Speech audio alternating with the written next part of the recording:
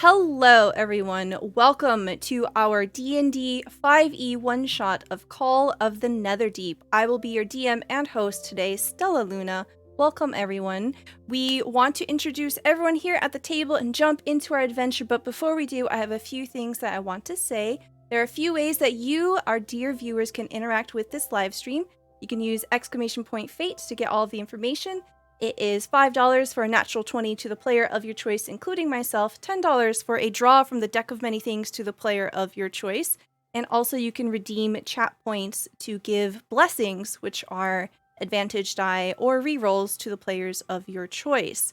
These are ways that you can influence the story, change the outcome, especially when they are in harrowing moments where they need that little bit of extra help. We're going to go ahead and jump right into it. Please tell me a little bit about who you are, where we can find you, and we will start off with the Lady May. Oh, I had a feeling you're gonna me first. I'm like, no. Okay. Hi, I'm May. I can be found on the internet at the Lady May, MEA, Twitter and Twitch, and mostly on Stella's channel, playing the D&Ds and various adventures. I'm also a co-world builder and map maker for Runaway Robot _ series Diefall Ruin. Show that I was on is currently on hiatus. Hopefully that will be back soon. And then, yeah. Yep. I exist on the internet. Thank you. Can you tell me a little bit about who you're playing today? I am playing Lind Lamar. She is a dwarven Oath of Glory paladin, former gladiator. Excellent. Thank you. Next, we have Halfa, aka Adam. Hello guys, how's it going? Adam here. You guys can find me in usually Stella's Discord or here inside Twitch, causing chaos as much as possible. I'm pretty sure everybody already knows that as much. And today I will be playing Norsilius, a Gloomstalker Ranger. Excellent. Thank you so much. Next, we have Molly, or MJ Russell. Hi, you can find me on socials at MJ_Russell. I run a charity stream on Twitch. We mostly stream Saturday mornings. Tomorrow, and by tomorrow I mean Saturday, is our last day that we are fundraising for Equality Texas this month. So please check us out. We chat about D&D and have a good time. A lot of people in Stella's channel who are good friends, Emma Panada, Gabe Greenspan, and Adam Rice Carlson, are joining with a voice actor, Brizzy Voices from God of War, and we're doing a level 20 villains one-shot for Jasper's Game Day, April 1st. And by 1st, I mean 7th, April 7th. So check that out. And I am playing Kiki the Terrible, a kobold barbarian path of wild magic. Excellent. Thank you so much. Next, we have the artist to all of the wonderful character art that you see here on the screen, Fabian, aka Rockets and Pens. Hey, my name's Fabian. You can find me at Rockets and Pens on the internet. Also, you can find me as a player and sometimes DM on Going Crit RPG here on Twitch. I do obviously TTRPGs, but I also do comics. If you want to check out my work, yesterday was the drop of a variant cover I did for a title called Speed Republic. So if you want to check that out, and yeah. I am playing Emil, a human wizard. And yeah. Excellent. Thank you so much. And thank you so much for your generosity chat. We have 6 card draws already. We have one for everyone and an extra one for Adam and Molly. Please tell me when to stop. This is a super easy game. All you have to do is, tell me when to stop and maybe something terrible happens. We'll start off with May. Please tell me the magic word. Stop. Okay. Ooh, very good card. Okay. Adam, you have 2 cards. Thank you, Z. I'm guaranteeing one of these is from you. Stop. Okay. One more. And stop. Okay. We have 2 from Molly. Please tell me when to stop. Stop. Okay. Stop. Okay. And then 1 for Fabian. What should I do? Oh, yeah. Yeah, okay. So, players, close your eyes real quick. Just close your eyes. And then go ahead and tell me or show me the card. Okay, thank you. You can put it away now. I never thought of doing that. I've got one too. Yeah, it's fun, huh? But there, you do run the chance of drawing a card that I've already drawn. But it's okay. That was not the case here. I'm gonna go ahead and write these down in just a moment. Awesome. Okay, so we're gonna open our scene with a little bit of backstory. We see the screen completely fading to black and then text scrolling across, and it says, "A few days ago." We open on a field just outside of a marsh, and here we see a campfire. It is humble and it is quiet, and there are a few figures gathered around it. It is in the evening time. You see a sweet display of apricot and honey in the color of the sky as the sun begins to set in the distance. And we're gathered here with our heroes. You are all adventurers. You have just recently finished a job, and you were quite successful. You found a number of magical items there, and they have proven quite useful on your journey here. You heard that there is a festival in a nearby town, and you are making your way there. But tonight, you will need to rest in the wild. As we are setting up camp, what is each of your characters doing? Are you helping? Are you performing a downtime activity? We'll start off with Lind.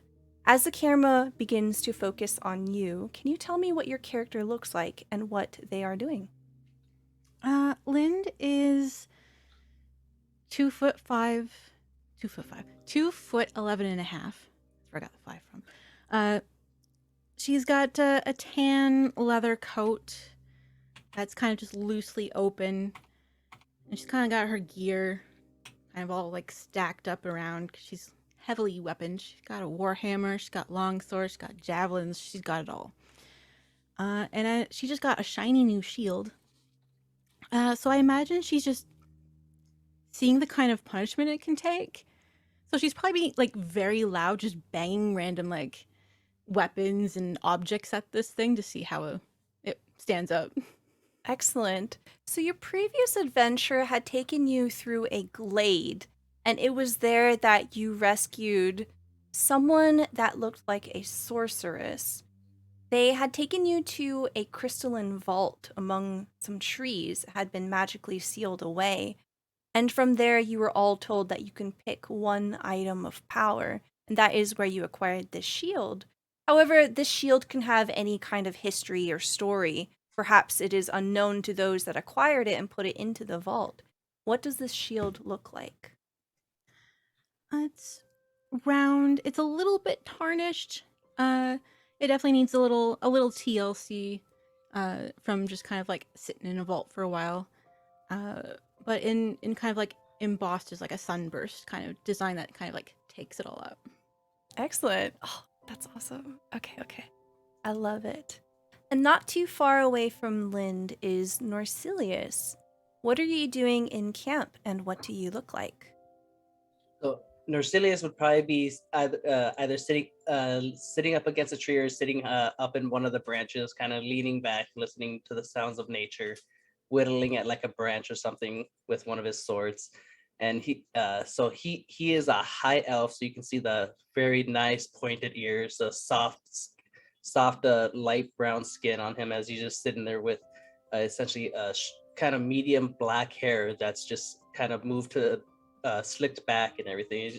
And as the camera pans around to the front of his face, you can just see these bright glowing golden eyes just kind of shimmering with the lights.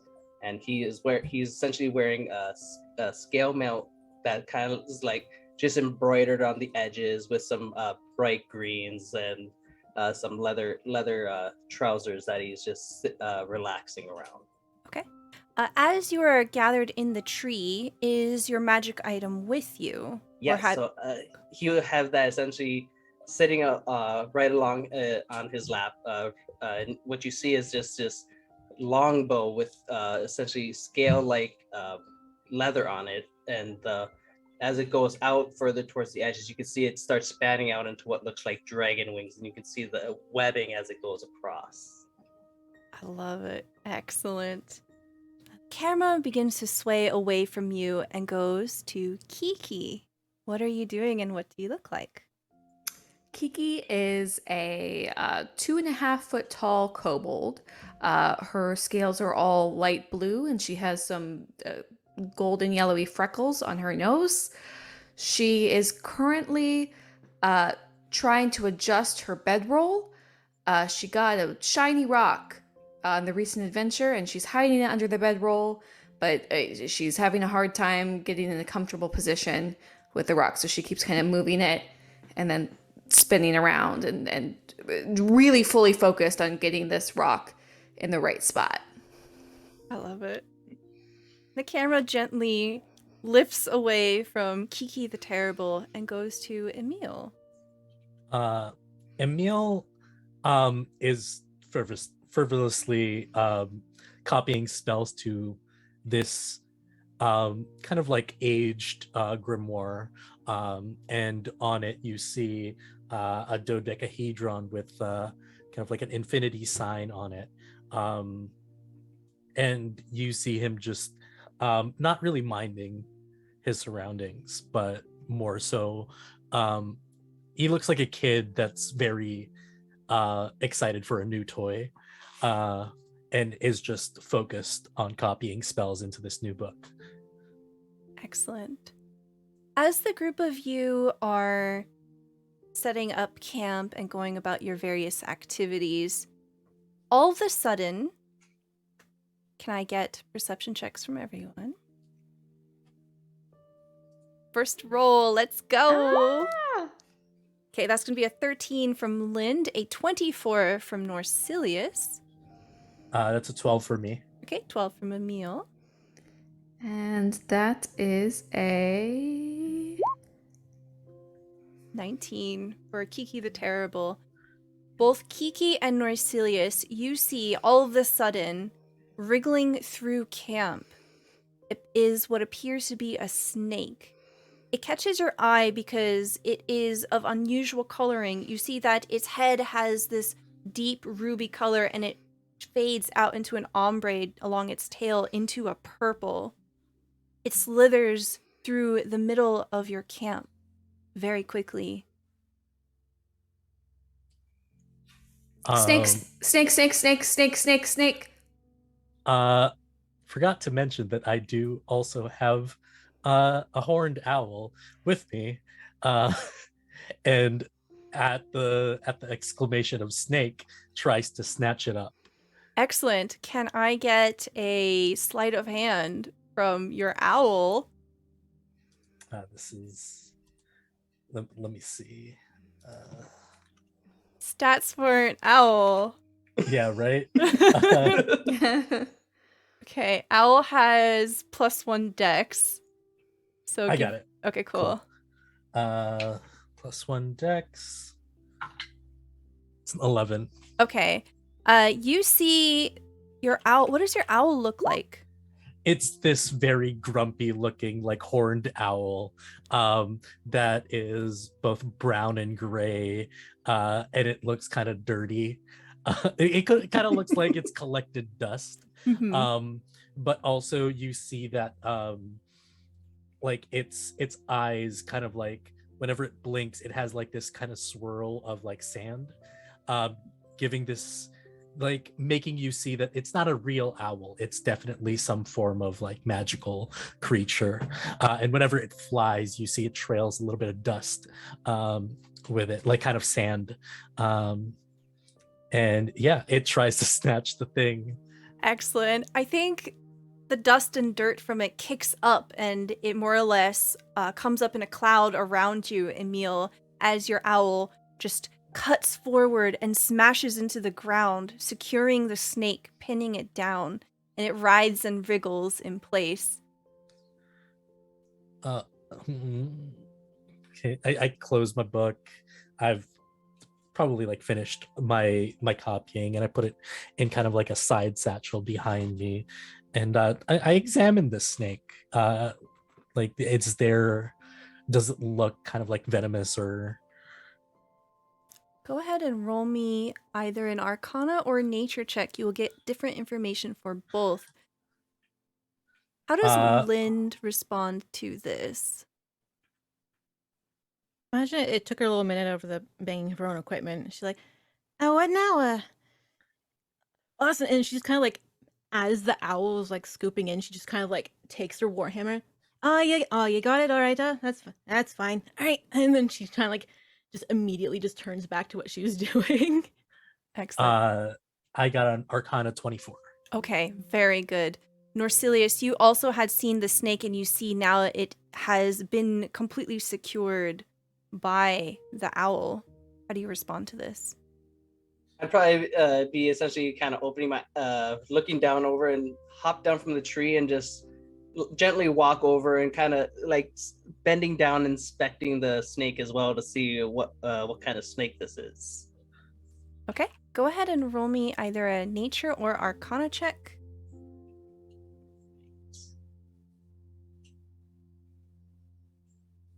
Both the same, so.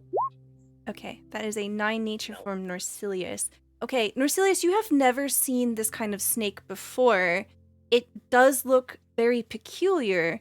Emil, you immediately can tell that this is not a natural creature. It is also a familiar. I immediately take my old spellbook, open it up, and cover its head. Okay. I look around. Is anybody watching? Who's there? Norsilius is just bent down, like, what are you doing to It's this a snake? it's a familiar. It's a familiar. It's a familiar. It's like my owl here. It's just what? It may be And familiar to you. I've never seen it before. no, So Kiki, no, it's a familiar. It's a pet. It's somebody's pet. oh. Like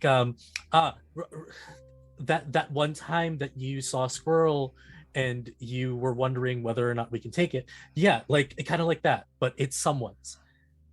I wanted a squirrel pet, so that would have been a squirrel familiar, and everyone said no. Yeah, because it looked very It was slightly rabid. I think we could have handled yeah. it. I thought the Yeah. frothing was cute.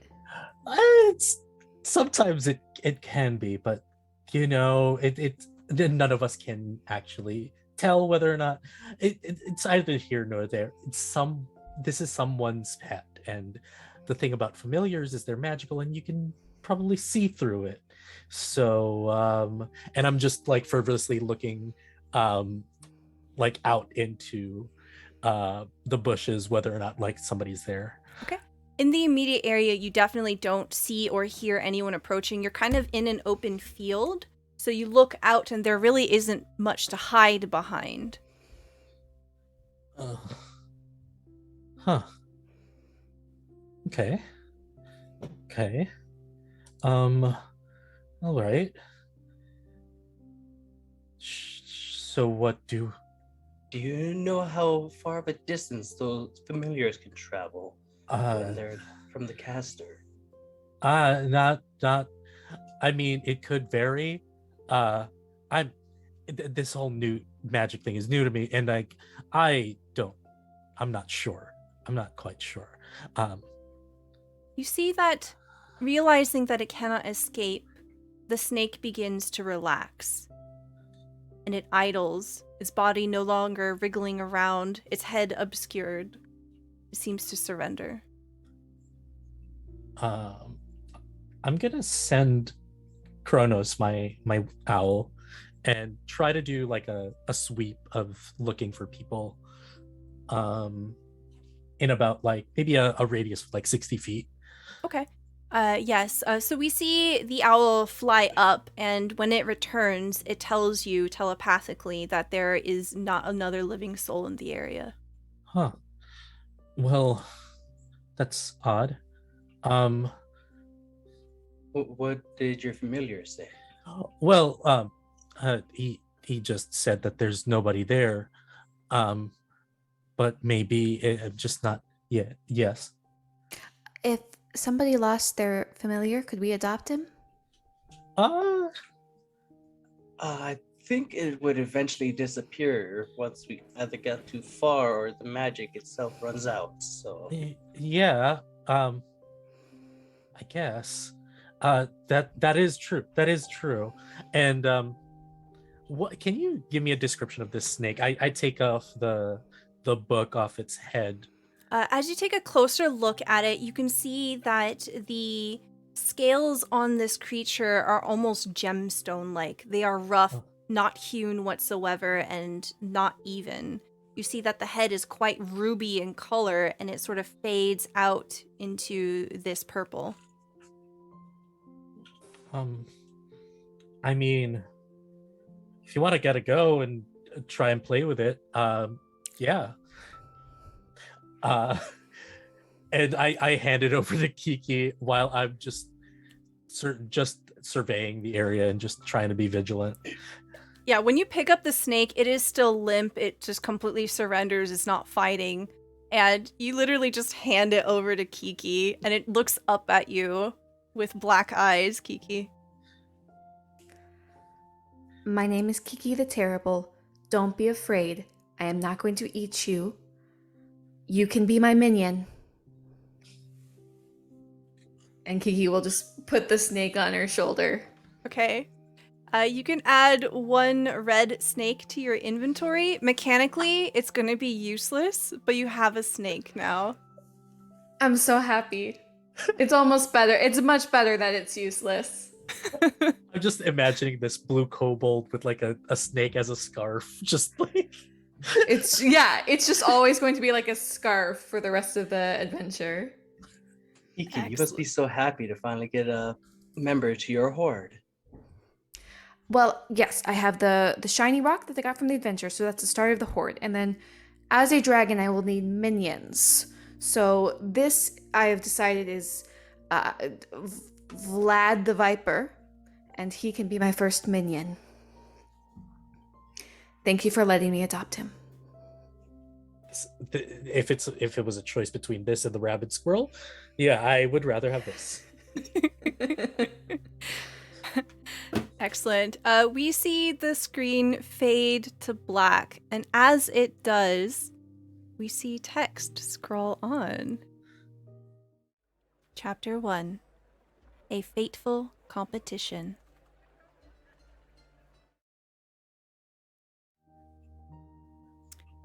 We see a completely different scene when we return. You have entered Jumble, a large district of tangled roads and single-story buildings within the town of Jigao. Throngs of people, most of them orcs and goblins, move through the streets, laughing, singing, running, and sightseeing. All are enthralled by the raucous sights and sounds of the town's Festival of Merit. You hear snippets of conversation as people pass by. A goblin mother is telling her children not to go near the baby horizon-back tortoises. A drow guard in shining insectile armor complains to his partner that his gauntlet was crushed by a hulking orc while arm wrestling. And there are a pair of young orcs in swimwear, scantily clad, hollering as they rush towards the banks of the Ifalon River. All around you, colorful signs and banners point towards festival booths that are surrounded by cheering people. On this street alone, you see a meat-eating contest full of pies near a shop mounted on the back of a massive tortoise. And on the other side of the road, a banner emblazoned with the words, "Riddles and Rhymes, Unbeatable Riddles." The banner points towards a 3-story temple in the center of the Jumble. This town is yours to explore. Where do you want to go? I will take you to the map. Ooh. Ooh. Oh. Okay. Wow, this is interesting. A festival. Wasn't expecting this after our adventure. Oh. You see Emil was slightly distracted by orcs running scantily clad. Lynn's head also would be like, along with. Like, Have the same nod. this is a nice place. Very nice. Are we talking about the meat eating contest? Because I agree. Yes. Yes, definitely. Yep. Mm-hmm. Nothing Kiki. else. Kiki, are you hungry? Always. Yes, I have to. I have to keep eating so that I can grow to a dragon. So I think I might go check out the meat eating contest and maybe win some gold and also get my third lunch. Okay. How about you two, Emil and Lamar? What would you guys like to do? Or Lynn, sorry. I wouldn't mind checking out the shops or picking up a meat. All right. Now with Vlad being a tad sparkly, are we gonna be able to find some special snake food for your minion? Well, that's the beauty of it. They don't really eat. Right. I mean, this bugger, and it's just on his head. Just this bugger sometimes just would eat a mouse out of curiosity, but that's pretty much it. Why so lifelike? I've been feeding Vlad a lot. What have you been feeding him? I think as soon as Norsilius says, "What have you been feeding him?" you hear a round of "Hey!" coming from the direction of an inn nearby. You see Norsilius look, what's going on over there? And he would probably start walking over to go and investigate what's happening. The most peculiar thing about this inn is that it is a 3-story building mounted on the back of a gigantic tortoise. A cooking stand and a festival stage with a long table are set up at its feet, where an orc stands over a massive oven. She bustles from the oven to the stage and back, placing delicious-looking hand pies at each seat and stacking more of them on a cooling rack nearby. Kiki, I think we found your eating contest over here if you wanted to join. I'm not sure when they're starting the next one. I love this place so much. So Norsilius would talk to the host or the person who's in charge of the event, like, is there an entry fee for joining the contest? Or look around, I guess, to see if who's hosting it, possibly, I guess. Yeah, so you come up and you see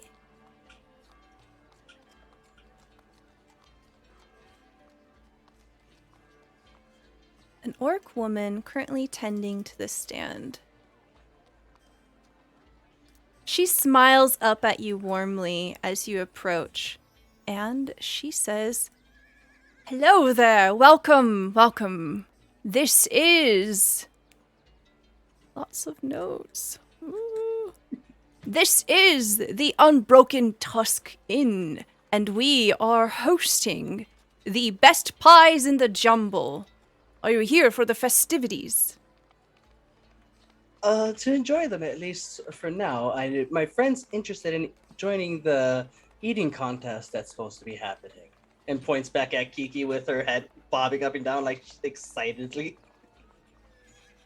She smiles to Kiki and says, "Well, come sample the best meat pies in this side of the wastes, yes? I sell them for meals up here, but I'm running this contest here all day. You've got an orc-sized stomach." I'm Kiki the Terrible, don't be afraid, and I have a dragon-sized stomach. "Ah, I like your moxie." I assume that means accurate statements, and I'm ready. Very good. You can see that people are already gathered on the stage, including a scrawny young human with a mop of brown hair. Oh no, please. I have feathers on my desk and my cats love feathers. They're gone now. Okay. You see that they are currently setting up for another round of this event here. You see that there are 3 people seated. There is a drow flexing his muscles as he is preparing himself, doing a number of stretches, and he keeps pointing at the crowd, at various people, and winking. You see that there is a halfling sitting very still with a smirk on her face, and you see that there is a young man scanning the crowd almost as if he's looking for someone. All you have to do is go find a seat if you'd like to participate. The winner will win a medal. If we all enter, then we have more of a chance. I don't know the exact math, but more of a chance to get the medal. And if we get the medal, we can add it to the hoard. So, does anyone else want to eat pies with me? I'll eat some pies if there's a seat beside that drow. I guess I can join. I know how you like the shiny things. The metal will go great in your hoard. I think I'm going to abstain. You know me and food. It doesn't really. It's not. I'm not huge on it. She says to each one of you, well, it'll be 5 silver for those that want to participate. Norsilius will toss her. Wait, no. So 5 silver. So he'll hand her 2 gold coins. Okay. Oh, thank you. I thought that only 3 of you are participating, though.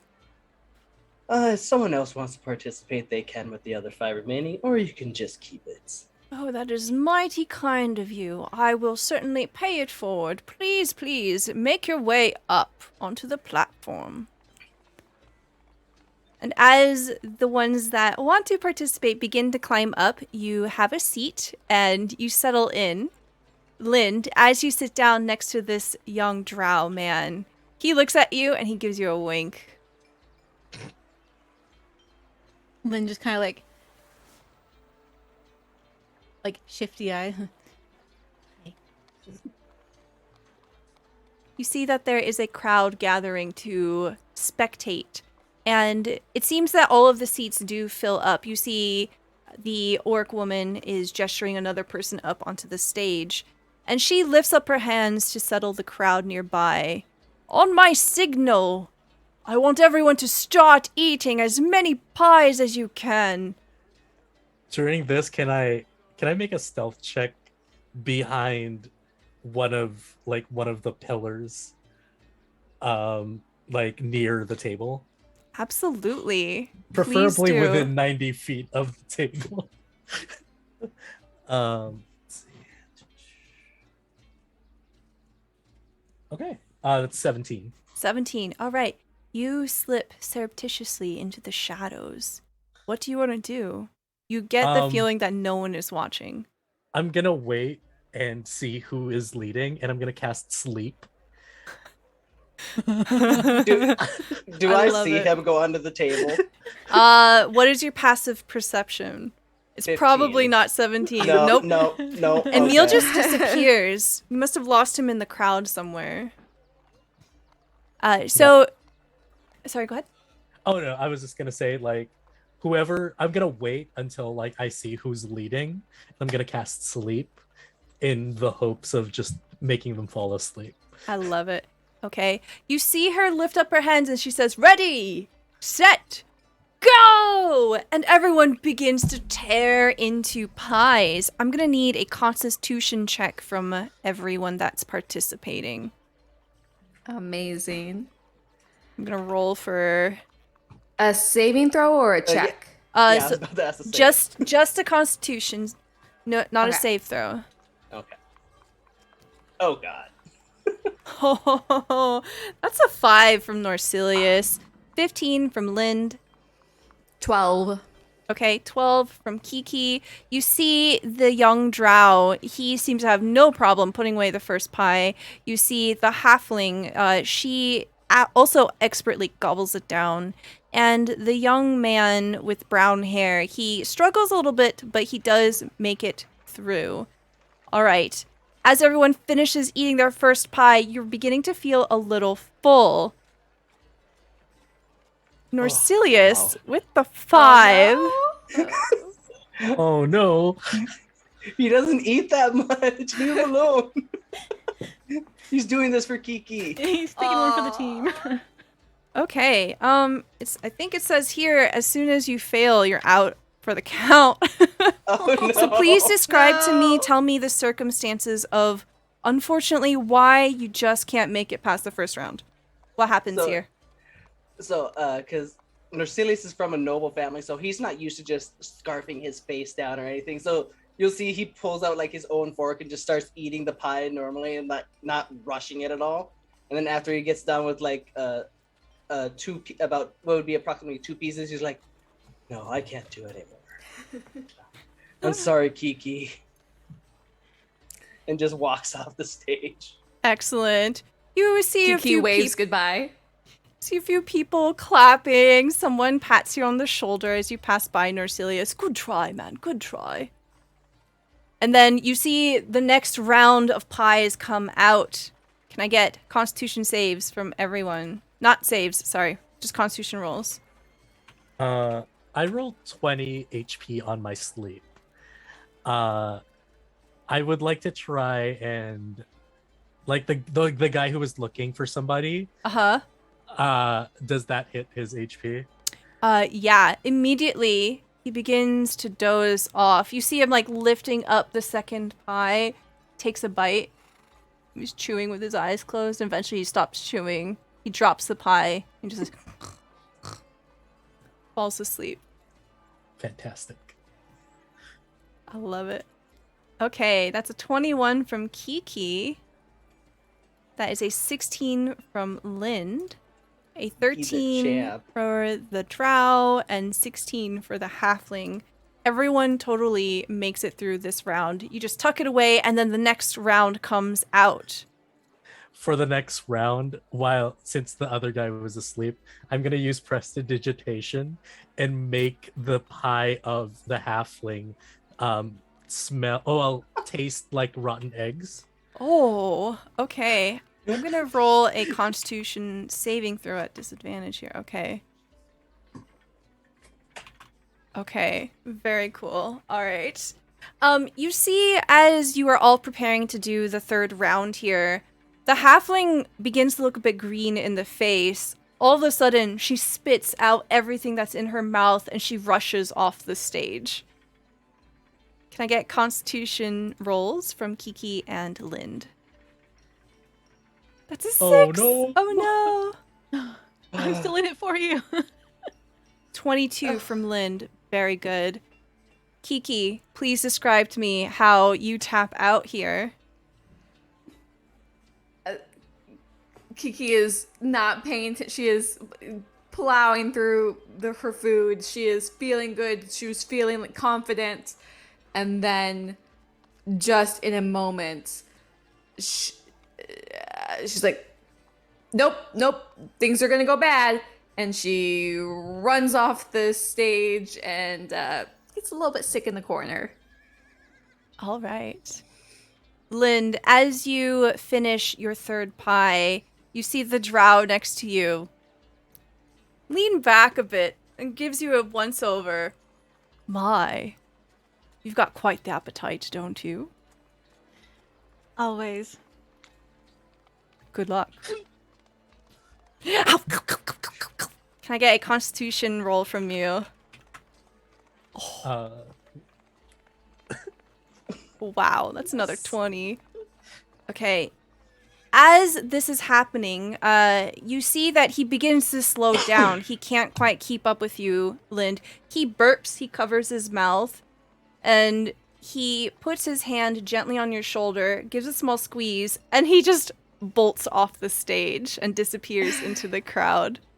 And you see the orc woman lift up her hands in applause, and the crowd goes wild. We have our winner!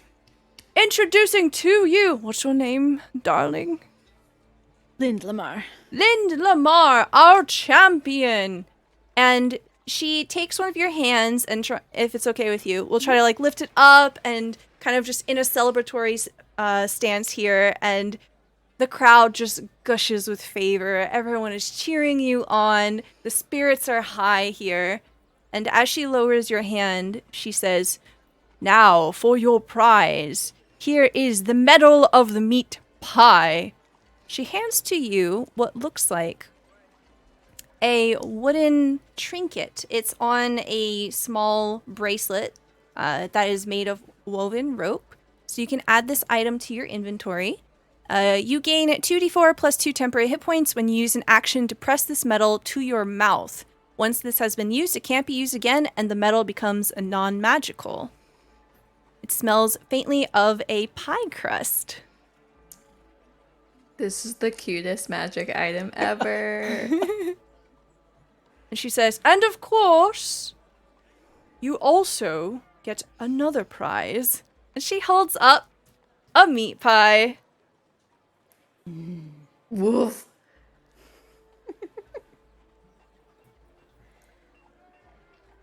Lynn's just like full on like just basking in the glory. She's like, good old days. She's like hamming up the crowd, right? She, you know, like arms up, and she's like carrying the medal, and she's kind of like just grabs the pie tins and is like, you mind if I keep these as souvenirs? Oh, please be my guest. You are our champion after all. The Kiki's gonna try to get the crowd to like do a Lind, Lind, Lind, Lind's chant while she's hyping up the crowd. The crowd definitely follows suit. Lind, Lind, Lind, just roaring all around you. Lynn does a very gracious bow before exiting the stage. Excellent. Emil, as you are hearing the roar of the crowd, please draw me another card from the deck of many. Geek Dice, thank you so much for the draw.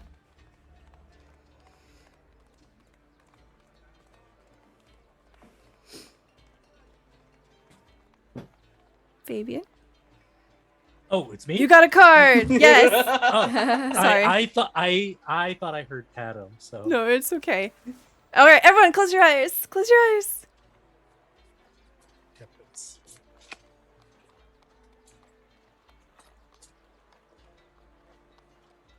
Okay, go and put that away. Excellent. All right. So how do you respond? Your friend is the winner.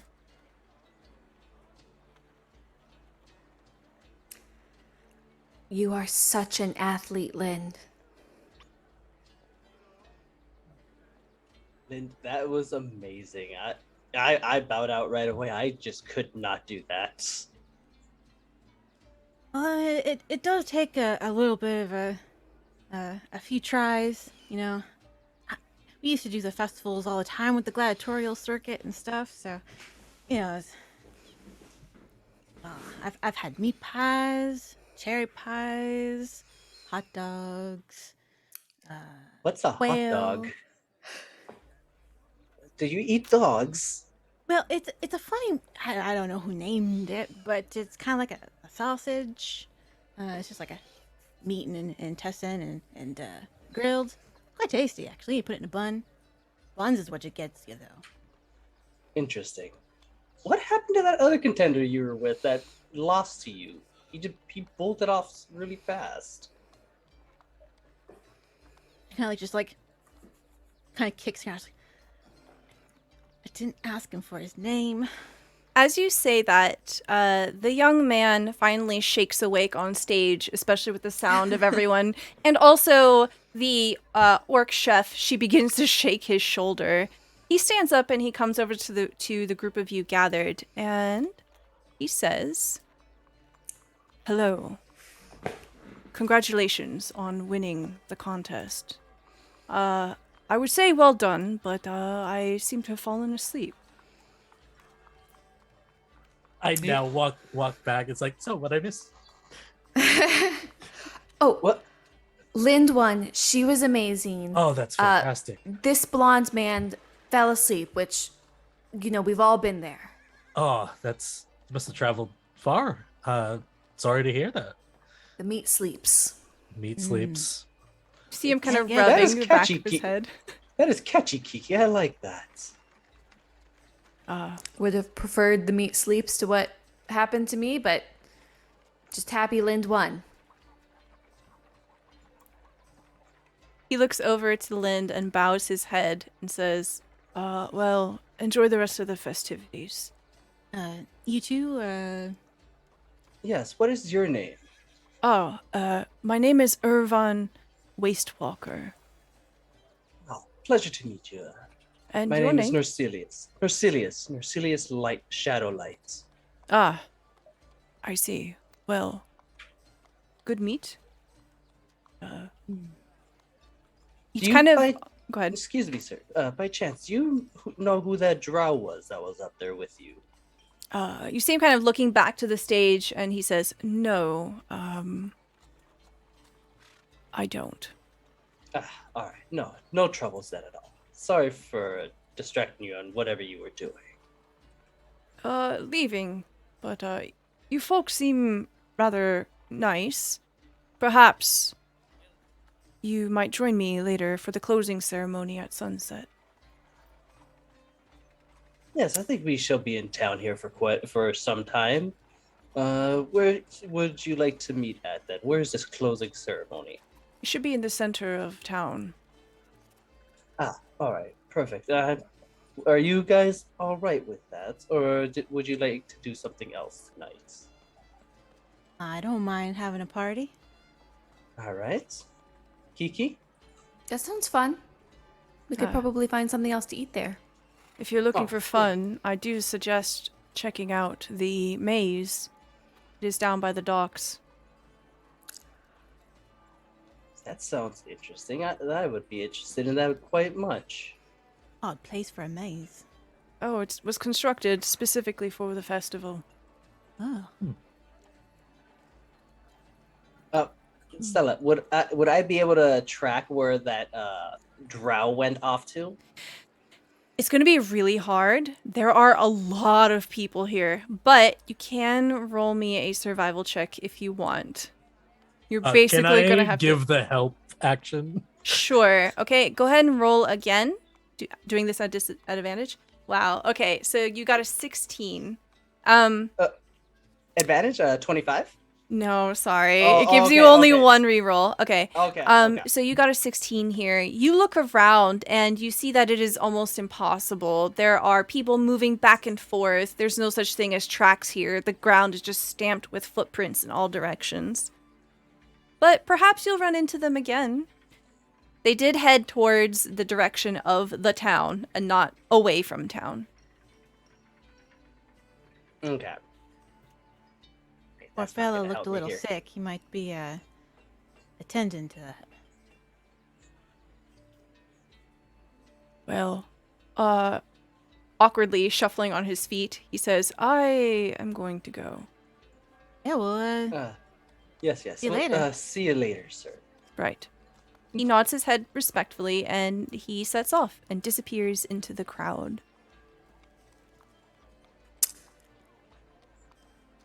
Interesting, Do- lad. That one, I don't know. I wonder why he was so tired and decided to do a competition. Yeah, maybe he just wanted the pies. Maybe he was just a fan. I think the pies were mostly of turkey. It kind of makes someone sleepy. Yeah, they're quite delicious. Although I've never seen turkey make someone fall asleep so fast, though. You seem quite all right. Well, it'll probably be an early night for me. But Kiki, it's not really a medal, as in horde metal, but it's a little item. Kind of like holds out the. Oh, it. Do you want to keep that? It doesn't seem shiny even a little bit. Yeah, I thought I'd at least offer it. You know, I figured he might not want it, but you know, it was worth a Thank try. you. I appreciate it, but I will grant you, as victor of this pie eating contest, your just rewards. This really boring, unsparkly bracelet thing. Was mine kind of. Well, Kiki, since you're being so nice, since you're giving that to her, would you like a reward in return? Something shiny for your hoard? What shiny thing do you have? I still have plenty of gold coins if you want, essentially to trade that to her. I mean, It's they would be safer in my hoard if you wanted to maybe. of course, you're gonna be a huge dragon at some point. I know it's gonna be safe with you. And you'll hand her 5 gold coins. Okay, so as you hand over the 5 coins, Norsilius,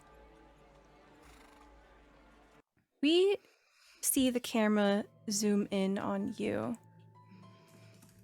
So I don't know where the card went. I think my cat took it. But you have drawn the Urali card. Oh no, okay. Reflection, introspection. This is a character backstory or flashback. We see the scene here as the gold coin is being passed over to Kiki. It almost seems to freeze frame, and it fades to black. Norsilius, this is a moment for you to kind of give us an insight to where Norsilius comes from.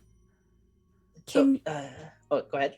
Go ahead and open a scene for me. You can take total creative liberty here of the last time you had to deal with money. Oh, okay. So you would see he'd be inside this kind of lavish looking room with his father sitting at a desk and him standing next to his father.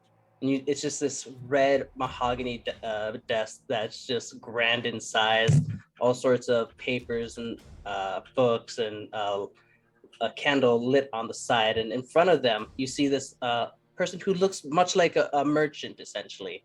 And his father essentially is teaching him how to deal with merchants, go about trade, and he's showing him the routes on since he's trying to lead him to be the next head of the house for the Shadowlights. So your father turns towards you and he has a rather grim look on his face and he says, "You understand that being part of the family, it will require certain duties of you." Yes, I understand that, Father, but why are we dealing with these merchants at this moment? Don't you have more pressing matters? Well, you see, it is very important who you associate with. Business can be fruitful in many ways. Sometimes it is purely monetary, but other times it comes with influence and power. I would like you to meet the merchant's daughter. And we see the scene fade to black. And you are back here, handing Kiki a golden coin. You just see Norsilius kind of holding the coins above Kiki's hand, just kind of dazed out, essentially coming back from this memory and just frozen, and actually finally drops the coins in his head and just kind of backs off, holds his fingers to his head, essentially like, what would you guys like to do next? Kiki, are you still hungry?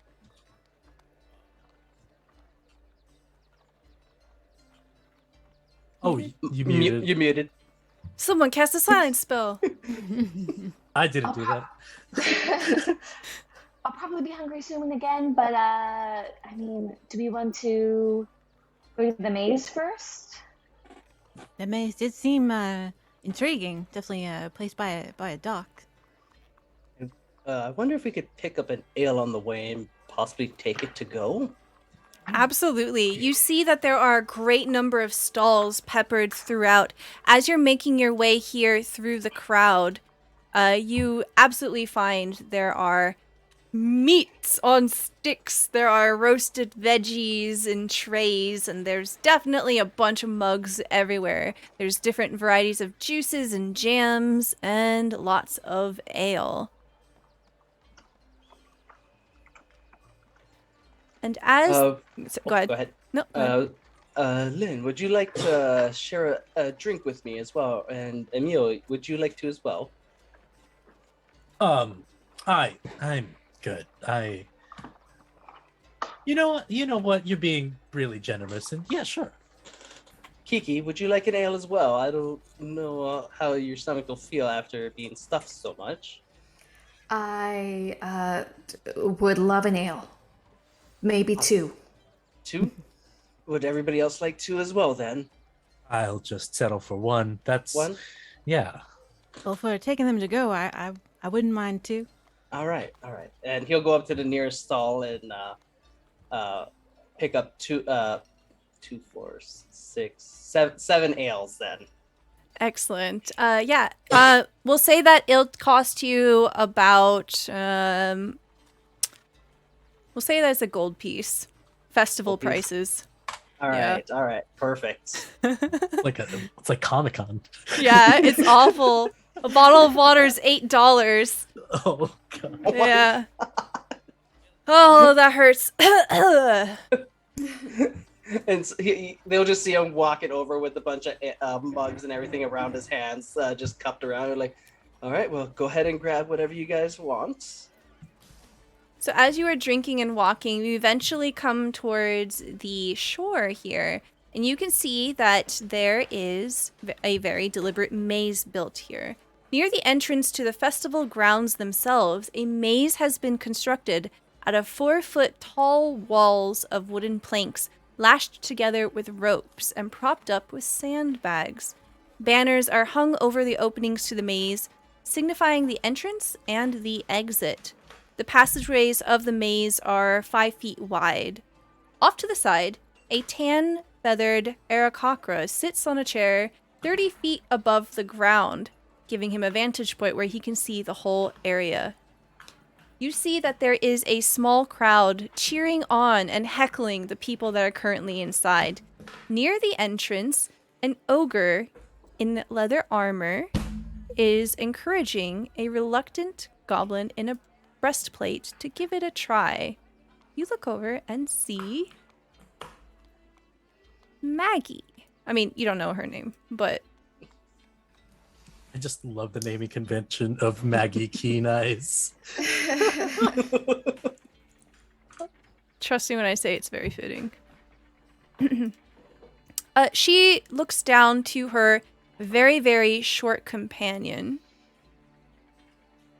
Oh. Oh. She says, "Well now, friend, you will do just fine.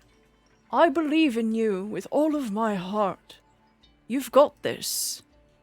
And you see the goblin wringing his hands as he looks up to his companion, and he says, "I don't know about this. I'm pretty sure I'm gonna go right straight into a dead end. It's gonna be just a waste of time. I really appreciate your confidence in me, Maggie, but I just don't think I can do it."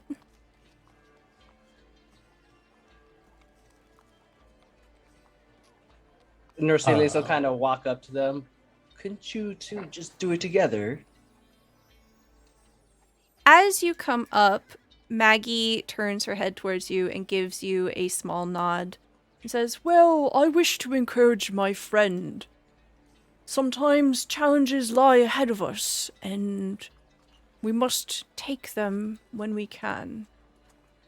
But at the same time, yes, I understand being alone, but when you have companions, you should be working together. Oh, I certainly agree with that, but I believe the nature of the maze is to try to figure it out for yourself. That seems fair. Let me try giving it a go. Before I walk up, I'm gonna ask Kronos to fly above the maze. Okay. And just at a distance where they won't be noticed, but also within range of me jumping into them. Okay. So before you head in, you see the goblin turn towards you and he says, "Well, be careful. As soon as you run into a dead end, you are immediately cast out of the maze. It will just stop your attempt. You lose. One dead end and you lose." Interesting. Well, I'll make sure. I kneel down and say, "I'll make sure to let you know where the dead ends are once I'm done." As you say that, he looks panicked and his eyes just dart up to Maggie, and Maggie kind of gives him a look. And he says, blurting out almost, Maggie's already told me. She's figured out the layout. But even with her instructions, I don't know if I can do it. I'm sorry, Maggie. Do you not trust your friend? You see his ears kind of droop and he blushes. Of course, I trust my friend. I just. Then you shouldn't doubt yourself so much. Believe in your friend. They're there to help you. Maybe you can take notes with you, and at least you'll have a backup. He looks up at Maggie and she shrugs her shoulder. I suppose that is something I can do. You see her reach from her hip where she has a book holster, and she opens it up, pulls out a quill, and she begins to scribble something. And can I get perception checks from anyone that's looking at Maggie? Okay. 19 from Norsilius. Bright is the sun Uh, running through this paper. Oh. 30-20. Lynn would be looking up. right, okay. You can't see this. Same. I rolled a dirty 20. Okay, very good. Both Emil and Norsilius, you see that Maggie's handwriting is immaculate. Very, very pristine almost. It almost looks like something that would be painted on the side of a building here. She essentially begins to sketch out a map. She folds it and hands it to her companion. Here, to guide you. Good luck. You've got this. I totally believe in you. You see the goblin clutching it just immediately just starts running into the maze. I'm sure he'll be fine.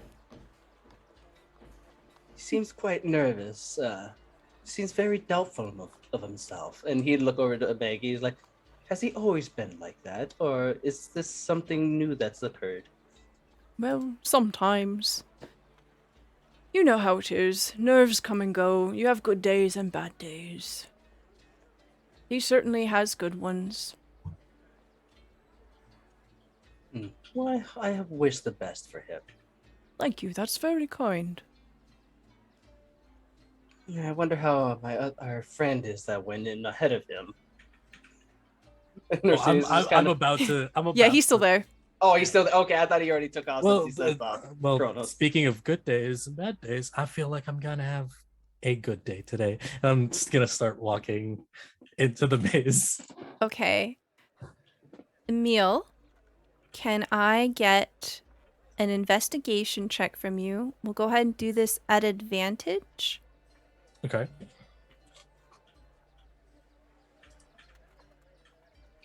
It's a 23. Okay. Oh, wait, advantage. So let me see if I crit. Yeah. No, but 20. Okay. With the 23, you get a pretty accurate description of what it looks like from your owl. And now can I get a survival check at advantage from you?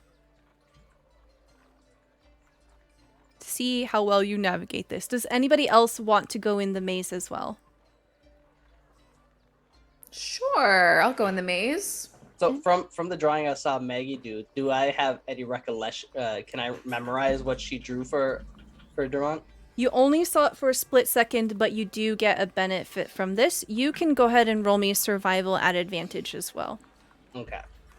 My survival is 17. Okay. 16. Okay. Lind, did you want to head in? That's a nat 1 from Kiki. Oh, no. Love that. Oh dear. 21. She just hits the first dead. Yeah, so as soon as I think just for comedic effect, Kiki is going to be the first one to head in.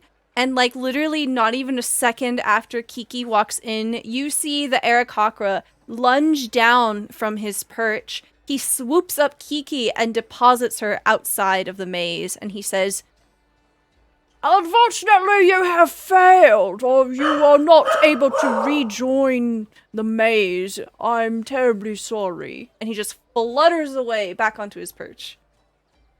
Norsilius will just look over, just like shocked expression on his face, like, Kiki, you just walked in. What happened?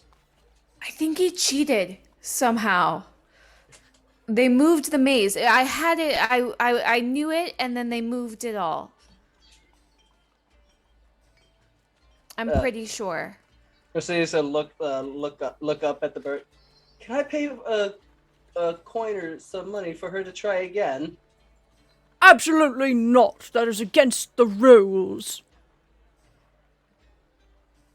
Thanks, You're just Norsilius. You're my best friend. Of course. I want to at least try to give you another try. If you said they cheated, I believe you. Well, I mean, when I say cheated, it was more of a spiritual cheating than a actual, literal, realistic, physical cheating. You see him look a little nervous as the two of you are talking, and he pulls up his scroll, he reads it, and he says, "Actually, it's 3 silver if you'd like to retry." Ah, yes, I will pay for her to retry again. Very good.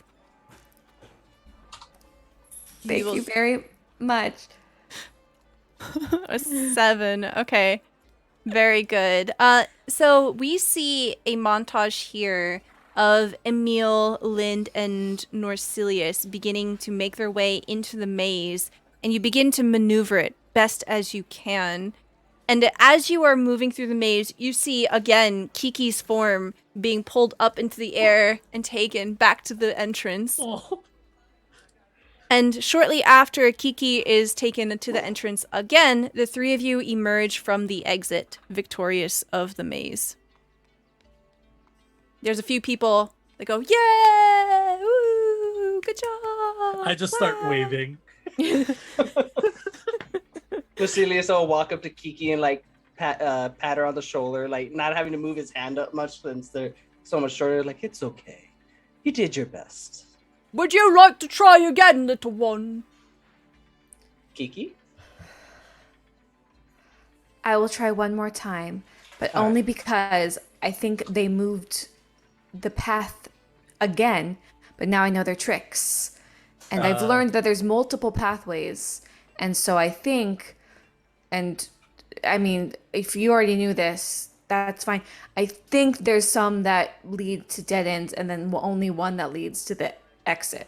And so now that I kind of have that in the noggin. Kiki. So the beautiful thing about having a pet is it can look ahead for you. So maybe you can ask Vlad to see whether or not to check the path ahead before you go into the dead end.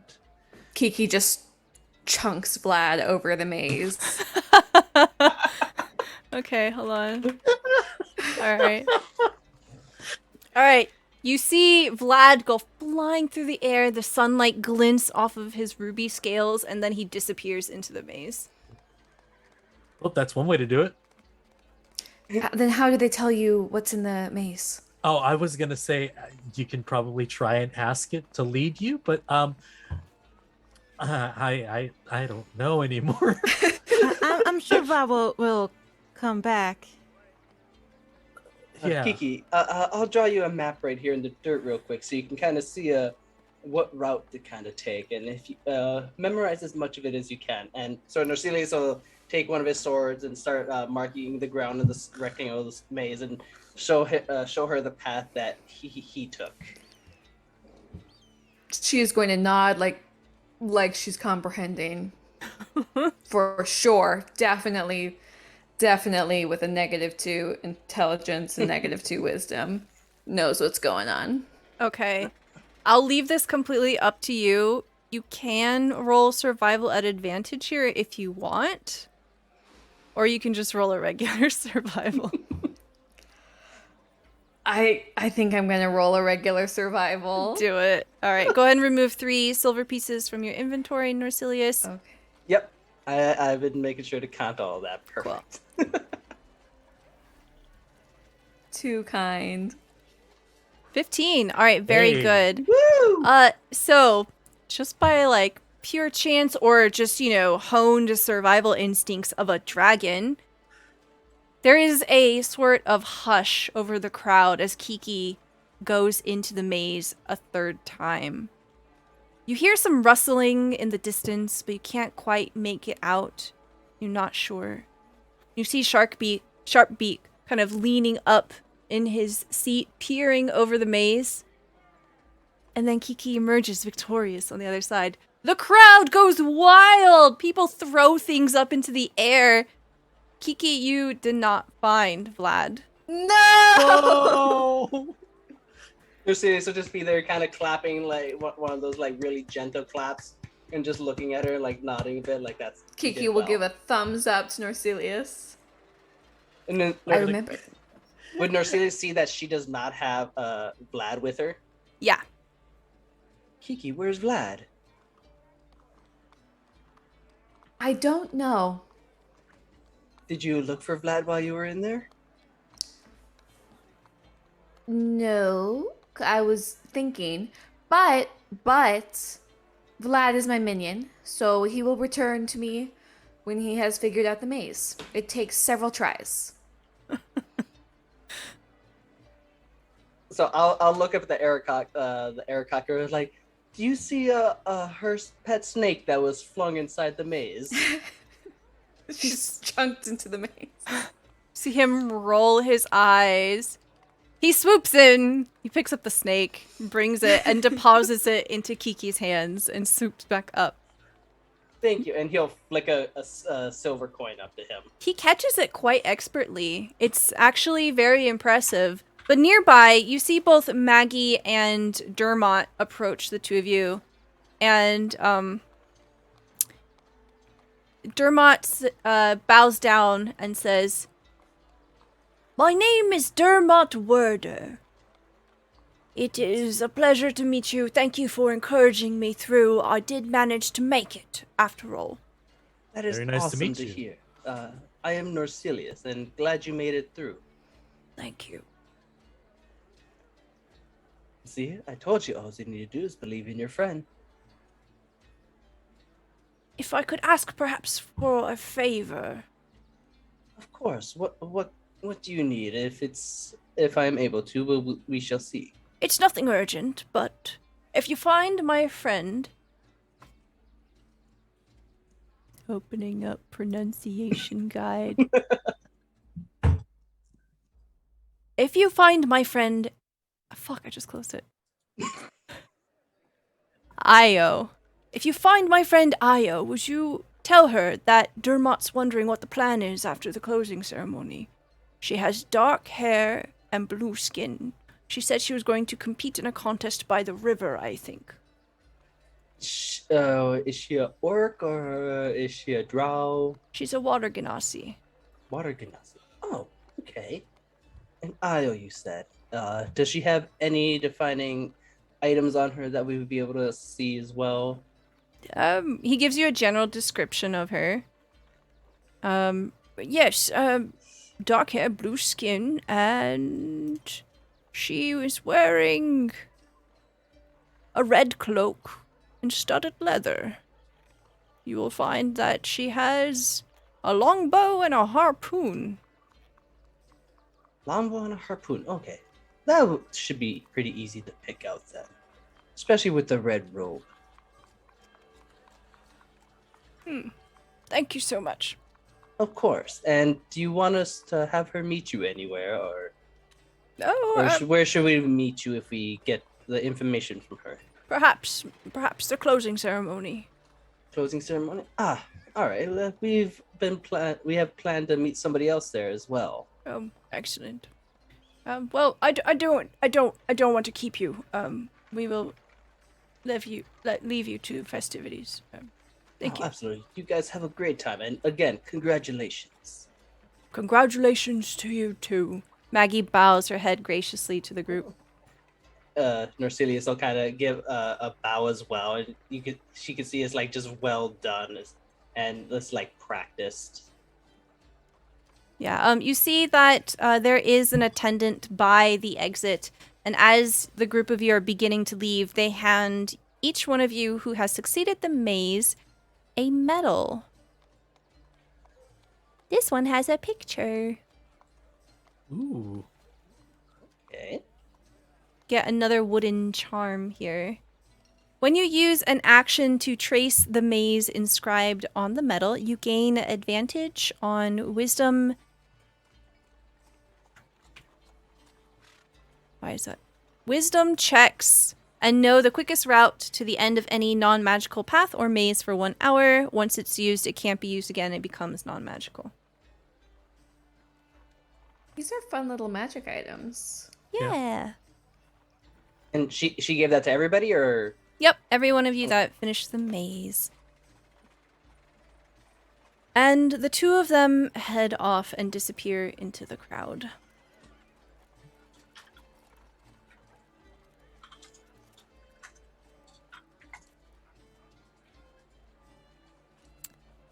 I think as the group of you begin to talk about what to do next, you can see that it has begun to shift into the evening time.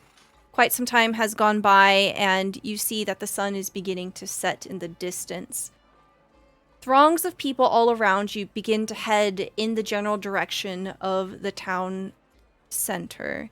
It seems perhaps the closing ceremony will begin shortly. I'd like to help Dermot, so I'm gonna send Kronos above and see if we can find a water ganassi with a bow and a harpoon. Okay. Yeah. Go I would ahead. probably jump in a tree as well and kind of find the highest limb I can get up to and like peer over the crowd. Okay, sounds good. Can I get perception checks from both of you? Emil, you get this at advantage. I got a 19. Okay. Hold on, I think I might have something to help me with this. Let me Okay. check here.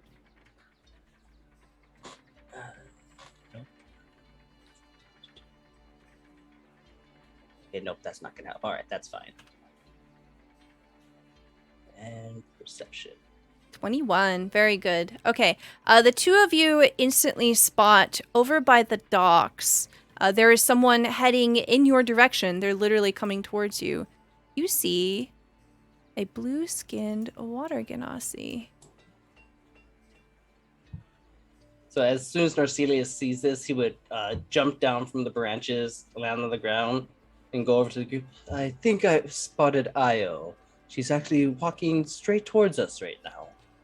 Oh, well done. And so he'll kind of like start walking off towards her. Like, if you guys want, you can wait here, or you guys can join. I'm gonna ask her the question Dermont has asked us to ask her about. Well, it looks like there's a lot of people, so I guess sticking together is a good idea. Yeah, we might as well go, because, yeah, probably trying to meet up again, a little tricky, even though we'd probably end up in the center town. But Yeah, little I'm hard really for me to tired see of people. getting lost. You see her heading in your direction, and she begins to walk past you. So Norsilius will kind of like just lightly tap her on the shoulder, like to make it so it's not like threatening or anything, like she's about to be mugged and turned around. He'll be Yeah. like, excuse me, are you Io? Yeah, I am. Who are you? My name is Norsilius, and these are my friends. We had one of your companions, Dermont, had us looking for you. Oh, is that right? Okay. What was he in trouble or anything? No. Him and did we get Maggie's name, or did she? Yeah, she would. You did hear her name get spoken. Him and Maggie were at the maze. She was trying to work up his confidence to get him to go through, but he made it through just fine. Oh, he did. Oh, that's wonderful. I'm so pleased to hear that. Oh, thank you. Yeah, I was hoping to catch them. I suppose they already made their way over to the town square. Are you going to the closing ceremony as well? Yes, we are. They said that they would be there as well. They asked us to ask you what the plan was after this. Oh, all right. Well, I suppose we were going to try to go get some dinner or something. And she gestures to the group of you. Do you mind if we walk and talk? Would that be a problem? No, not a problem at all. No, I can none do whatsoever. both. Oh. Well, that's good. So you're kind of like rubbing the back of her neck as she looks Kiki up and down. Don't be afraid. I won't eat you. Yes, this is Kiki the Terrible.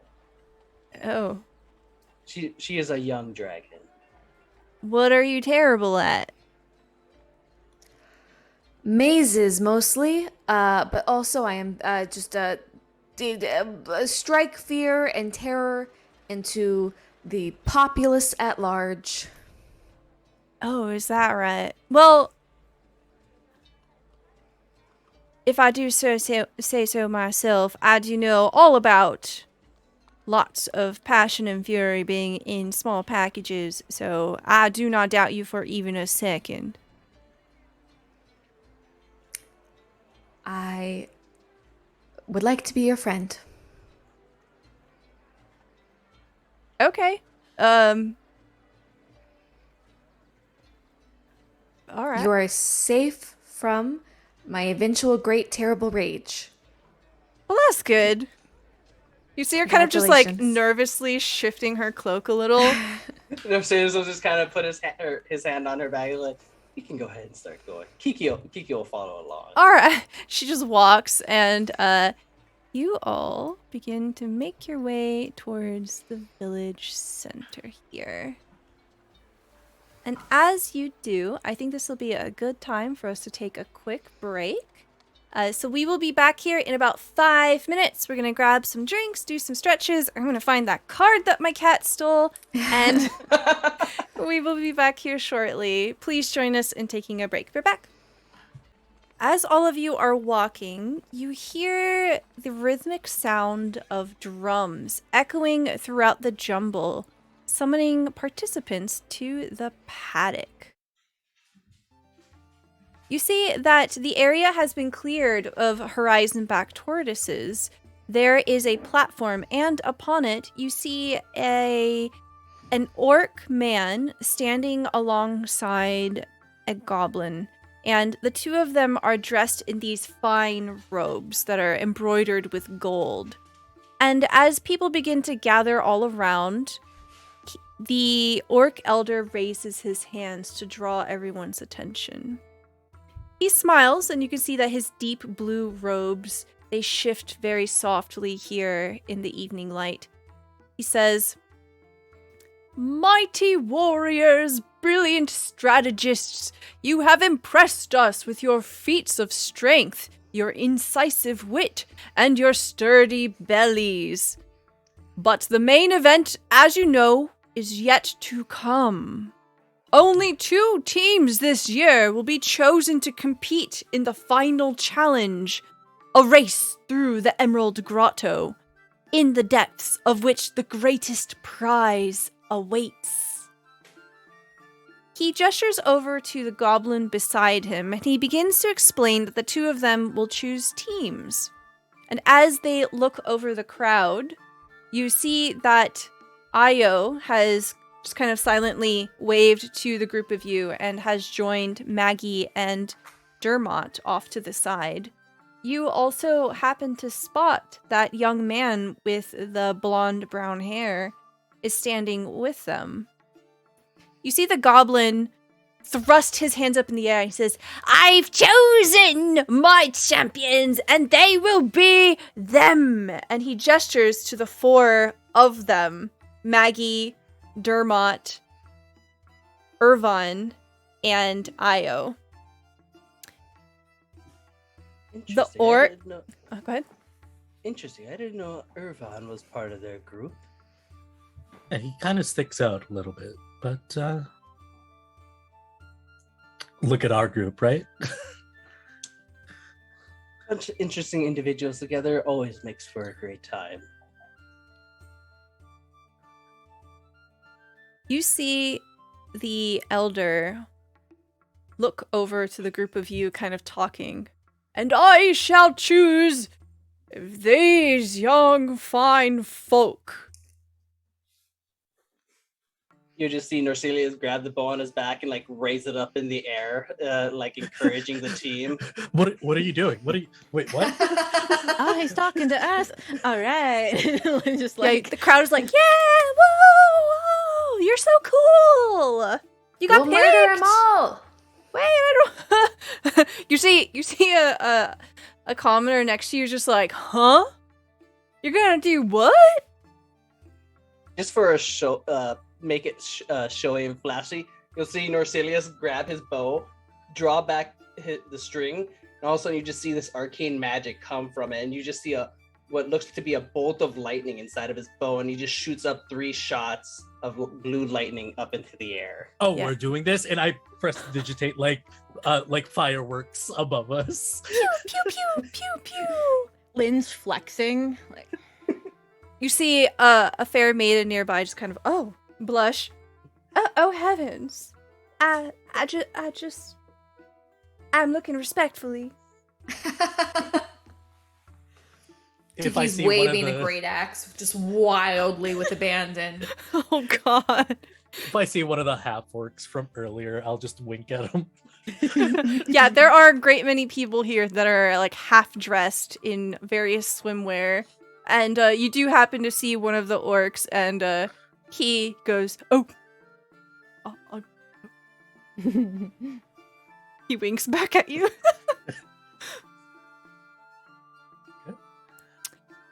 You see the other group beginning to make their way up onto the stage, and the orc elder gestures you up as well. All right. Yes. All right, Kiki, can you put your great axe away just for a little bit so we can get up on the stage? Yeah, Sure. I don't want you to clip my knees.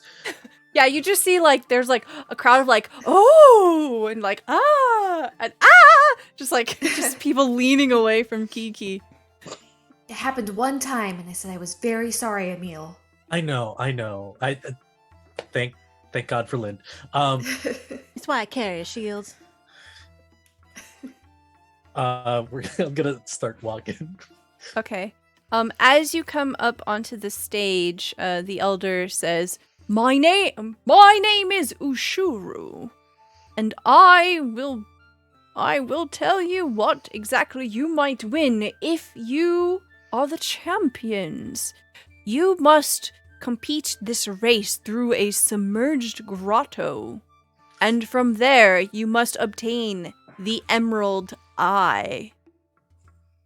Upon doing so, if you are the first to return it to both myself or Elder Kolbu Kaz, gesturing to the goblin beside him, you will receive 100 gold pieces and be hailed as the city's champions of merit for the next year. I whisper over to Kiki, 100 gold's a big number for your horde.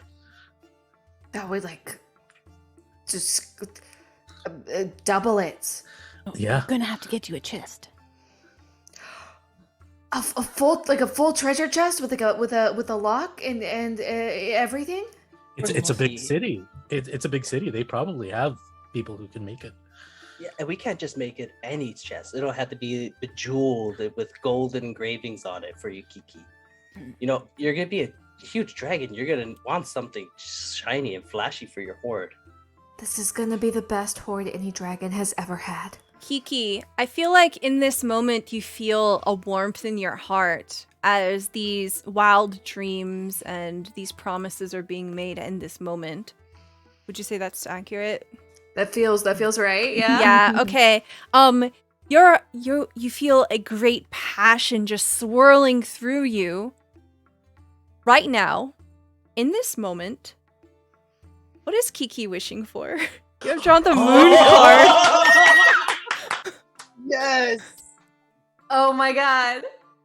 You don't need to think too hard. What does Kiki want more than anything right now? She wants little wings. Just out of nowhere.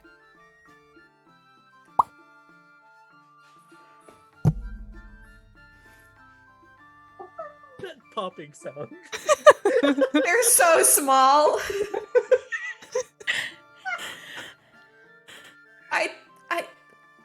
I didn't think I would ever get. I thought. Kiki, you got wings. I mean, I always knew I would get wings, but there was like a little piece of me that thought that maybe I wouldn't get wings, and maybe when people told me I wasn't a dragon, they were right. But I think that what you told me about my horde gave me my wings. Hey, you were bound to get it, like, at some point. And you see Kronos is looking at me like, bitch, what? And I'm just looking That's at a my kobold. and I'm looking at my Alice.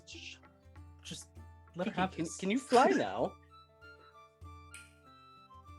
I think the wings are flapping, and Kiki is just on her toes, like slightly taller.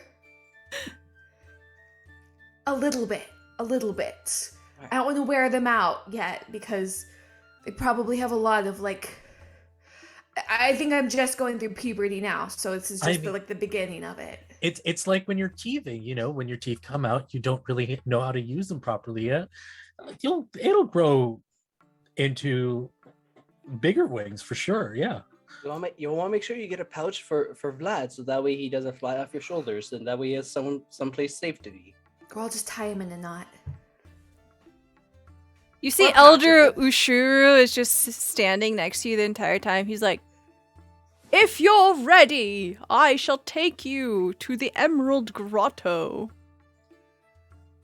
Oh yes, we're born ready. Excellent. Let us continue on our way. And we see a montage of the leaders leading the two groups and beginning to head towards the shore. And you see that throngs of people are following after you. It almost seems like the entire population of the village is just trailing after in procession. You head southeast, and the atmosphere is just buzzing with anticipation and excitement. As you begin to wade through the shallows from one island to another, here, you're going through the water over there. Oh no. Oh no. I can't show you on that map. It's okay. So, as you are wading through, you begin to reach the smallest island. You see Elder Kobu Kaz begins to place several potion bottles in front of each of the contestants. Their magic lasts for 1 hour. Well, what are these potions? When you look at it, you can see that there is this kind of soft sea green color liquid inside. It has very, very tiny, subtle bubbles in it. And you could swear that a few of the bubbles, as they balloon up, they almost look like jellyfish. These are potions of water breathing, of course. Oh.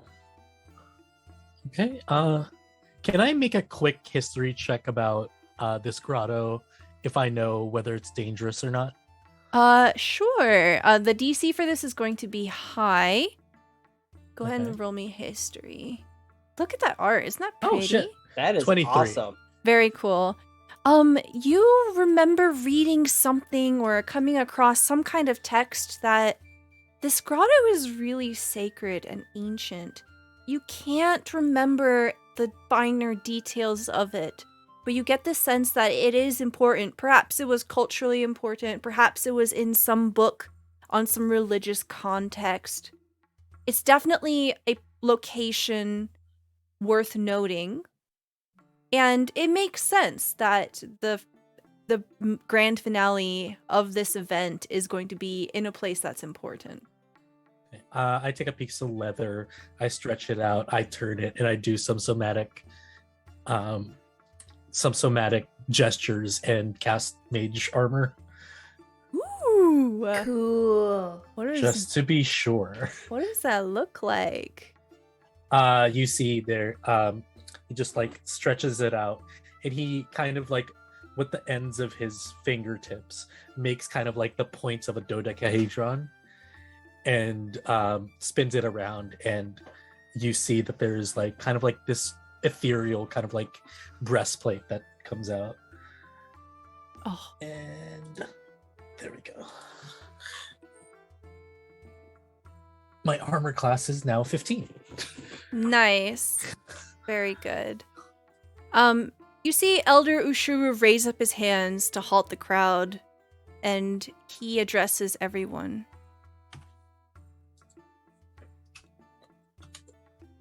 What?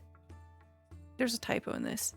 You brave and valiant individuals have triumphed in many challenges this day. Now the final test of merit awaits you. He pulls a palm-sized gold and emerald amulet from his robes. He holds it aloft and declares, "This metal's twin has been placed in the deepest cavern of the Emerald Grotto. Be the first to claim the Emerald Eye and return it to this place to be declared Chigao's Champions of Merit. Begin now." Let's go. Map change. We're in this corner here. Yeah, Lynn's definitely gonna down the potion and then jump and sink like a rock.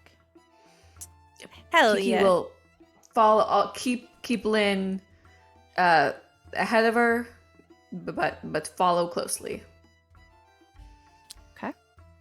I'm gonna down the potion as well, and I'm gonna do like a dive into the water as well. Very good. Is your owl coming with you? I don't have enough money to change my owl's form. Unless you allow me, I will. It's change. a one shot. You happen to Yeah. have 10 gold in your pocket. I will go to a brazier real quick, and I'm gonna do the ritual for it, and I'm gonna turn them into a clownfish. I love it. Yay! We Could see. Kiki have saved? Oh, so sorry. No, go ahead. Could she have saved like a drop of the water breathing for Vlad? Not Yeah, that Vlad necessarily of needs it course. as a familiar, but just in case. Yeah. You also have no. Vlad stays a snake. Yeah, we'll keep it simple. Water snake. Yeah, it's a water snake. Oh my gosh, it's totally fine. Okay, I need a dexterity check from everyone. This is not a save, just a regular dex check. So we have this montage here of the entire party diving into the water. I need to change the music. Do I have any blessings? Oh, very good. So everyone has a nat 20. You have one. And Ooh. then we have one blessing for May. We have one blessing for Fabian. We have one blessing for Adam and 2 blessings for Molly. I will use a blessing. I will also use a blessing. Okay. Sounds Nice. good. That's worse. Oh no! Oh no. So okay, y'all. All right, we got an 18 from Kiki, a nat 20 into a 24 from Norsilius. We got a 12 after reroll from Lind. And what was your roll, Emil? My better roll was an 11. Okay. All right. As the group of you dive in, you see that it is neck and neck. The other group is swimming along with you, and you are all trying to rush in at the same time here. You find that they do overtake you as they plunge into the water. As you're making your way into the water here, you find that it is quite dark. Does this reveal? Reveal area. Okay.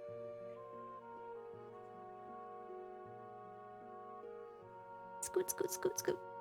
Okay. Notes. You find that the chambers are about 15 feet high and the tunnels are about 5 feet wide. you see that it is very dark under the water. The narrow cavern leads to a murky pool that you plunge into, and pretty quickly you begin to run into some kelp. Light trickles from the entrance and is blotted out by the thick patches of kelp that fill this chamber. The tops of the kelp fronds brush the ceiling, but between the stalks you can spot a glimmer of light coming up ahead. So we have the players moving into this chamber here. So as the group of you are kind of like pushing through kelp and moving through here, is there anything special you want to do? Are you struggling? You are swimming about down, about 20 feet. I would just like to take a look around and see if there's any ways we can go, other than where the light is coming from. Okay, you can roll me a survival check. Emil, what did you want to do? Oh, I changed my mind because I don't want them attacking us. Okay. Kiki, was there anything you wanted to do? I don't think so. I think just keeping ahead, keeping an eye out for anything in the tunnels. Okay, very good. And Lind, you sink straight to the bottom here. Yep. Like a rock. I'm just imagining Lynn just the one running at the bottom of it. Full on just at the bottom. Like Pirates of the Caribbean style, just walking on the floor. I love it. Okay, as you begin to move forward through the kelp here, with that 9 survival Norsilius, you see that there is some moonlight beginning to filter in through a gap here. Silvery light penetrates through the dark water. You see that it does split into 2 paths ahead, one to the south and one to the east. You can see a dark form lingering at the fork. It seems to be Maggie.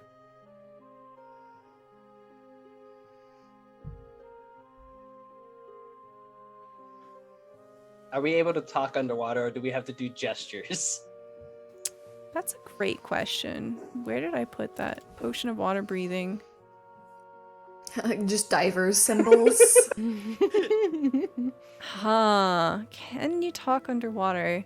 I think it's going to be really hard to hear over long distances, but you can technically breathe the water, so I think you could make sound. It's just going to be really, really muted. You're basically going to have to shout while being right in someone's face. Okay. Oh, jeez. I don't know what I want to do here. This is gonna be stupid. I'm gonna press to digitate a comic bubble, like comic bubble, and say, "What happened to your friends?"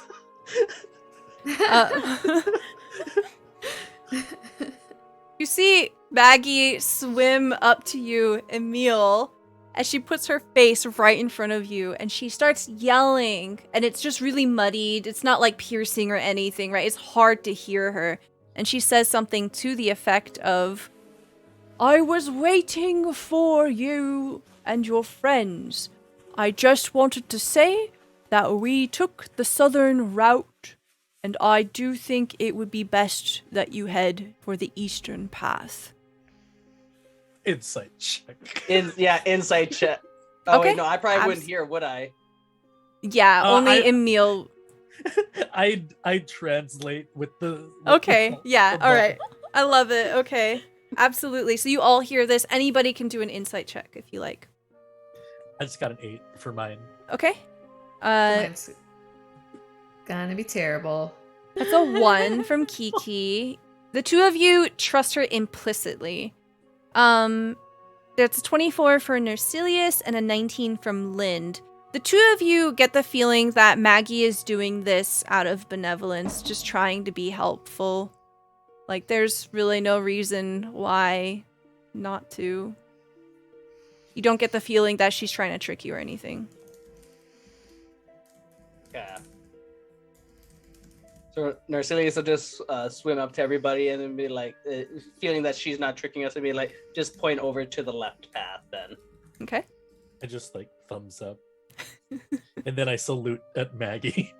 Maggie salutes back. And then you see her beginning to swim south.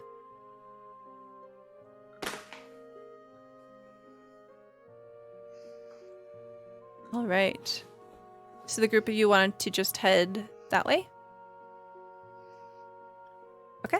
I feel like I'm in a Mario underwater level. Mhm. Just like a bloop, bloop, bloop, bloop, bloop. The map is so pretty. Linda's definitely where it's like goes up and then like immediately like drops if you don't do anything. Like, total and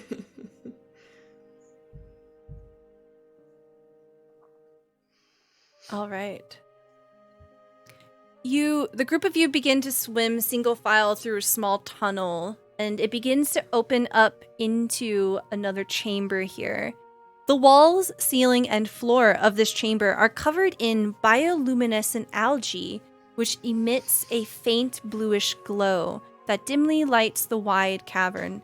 2 large, jagged stone pillars, also coated with the algae, stand at opposite ends of the chamber. Surrounding the far pillar, in front of the exit from this cavern, is a thick patch of bone-white seagrass. Ooh. Can we identify that grass? Whether it's natural or like, is that supposed to be what the color of that grass is supposed to be? Like, Roll me a nature check. see. Or 5. you can roll a Oh, no. perception check and touch it. Mhm. So 5. You have never seen this before in your life, Emil. Looks safe to me. Do you just swim through? Yeah, I'm gonna wade through. Okay. Can I get a strength check from dexterity saving throw? Okay. I was like, man, the guy with the -2 strength. Wow. Oh yeah, 20. 20. With my dex. Okay. Ooh. You begin to nimbly swim through this strange grass. You realize as you're swimming through that it tries to grab at you. It is Ugh. definitely moving of its own accord. You get to the other side, no problem. I'm gonna do a thing where it's like, watch out for the grass. It'll grab you. I think he wants us to maybe hug the grass or avoid it completely, but I'm not sure which it is. And so this grass is blocking the whole path to where Emil just went, right? Yes. Can I hit it with my axe? You can definitely try. Can I try to hit it with my axe? Mm-hmm.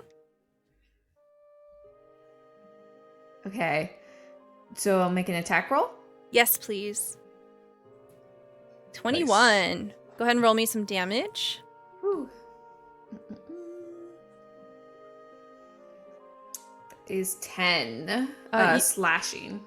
You want to click on the word Great Axe under the 21 in chat for the damage. Oh, yep, you were interested. There it is. 13. There you go. Wow, that's a lot of damage. So you do definitely cut some of the grass, and you see it beginning to float up to the roof of this cavern. But what remains grasps at your axe. Can I get a strength check from you? Athletics.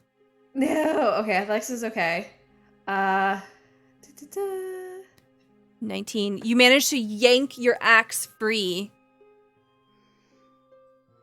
Oh, not doing that again. I think Kiki's just gonna try to swim over it if possible to join Emil. You swim through the little hacking that you have created, and you see as you swim through that the grass begins to kind of lean in towards the vacant pathway. Lind, what would you like to do?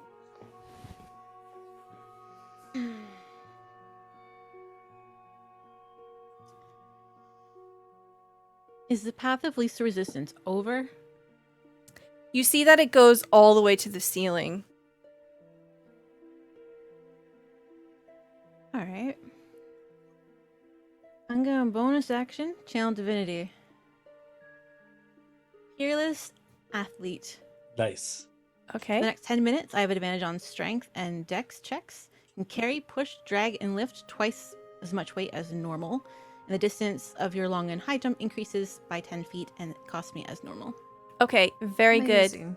Go ahead and roll me an athletics check at advantage. We'll say that you try to push through Kiki's opening before it closes up. 24. Nice. Easy. You excellently, expertly, peerlessly make your way onto the other side. Norsilius, you are all alone. The path that Kiki had wove open is now closed. So what Norsilius is gonna do is he's gonna go up, go back a little bit to the other pillar, pull out his two short swords, and push off of the pillar and swim forward. While as soon as he gets up close to the kelp, he's gonna swing his swords, kind of slice through those. Okay, you want to weed whack this? All right. Yes. Go ahead and roll me an attack roll. Okay. That's a nat 1. That's horrible. Can I have a You have a reroll, right? blessing. You do, yeah. That's Okay. You use your Nice. reroll 18. Go ahead and roll me some damage. 6 piercing damage. Okay, you do manage to cut through as you swim on.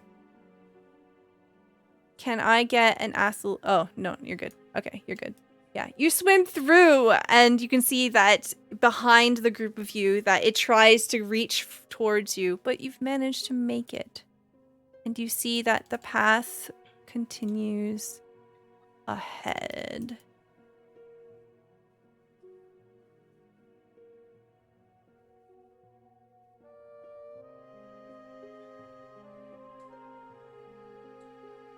Is there anything you want to say or do it before we move into the next room?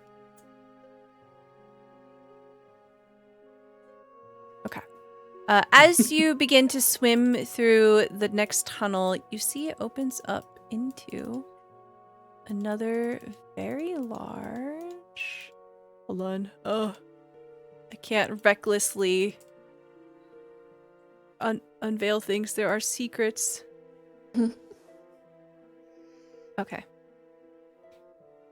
You continue through. In this chamber, the tunnel opens into a cavernous space.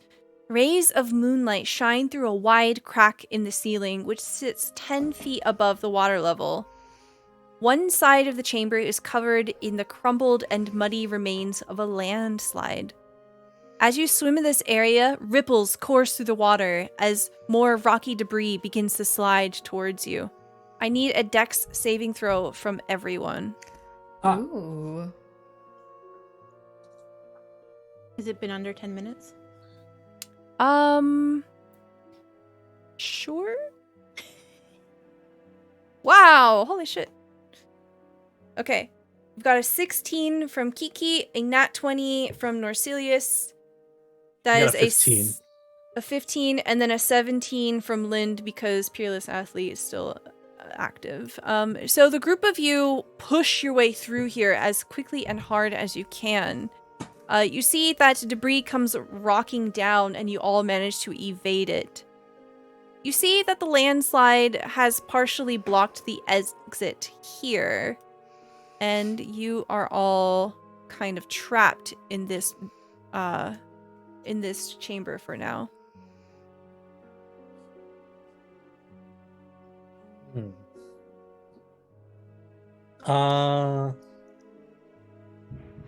So this was supposed to be the exit, right? Do you want to go over there and check it out?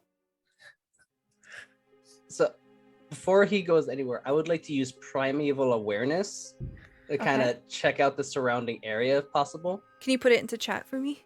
Yes. There it is. You can use your action expend. Okay, so you have to expend one spell slot. Yep. So for 1 minute per level of the spell slot, you can sense types of creatures around you.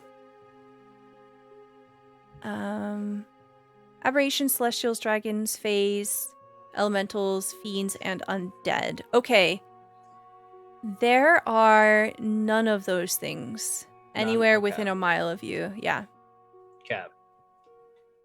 So I'll look down to Mia and be like it's like give the okay, like it's all clear. There's nothing here essentially that I can sense. Okay, I'm gonna approach it, and is there a check? Like, can I make an investigation check to see? Yeah. Okay. Yes, please. That's great. 23. Yay! I'm so glad you did that. Okay. You I'm realize gonna die. as you move down here, you realize that there's a small cave, and you definitely stick your hand inside of it for whatever reason. And as you do, you find a potion and a soggy but mostly intact scroll. Huh. Can I check out the scroll? Yes. Roll me an Arcana check. Get it, wizard.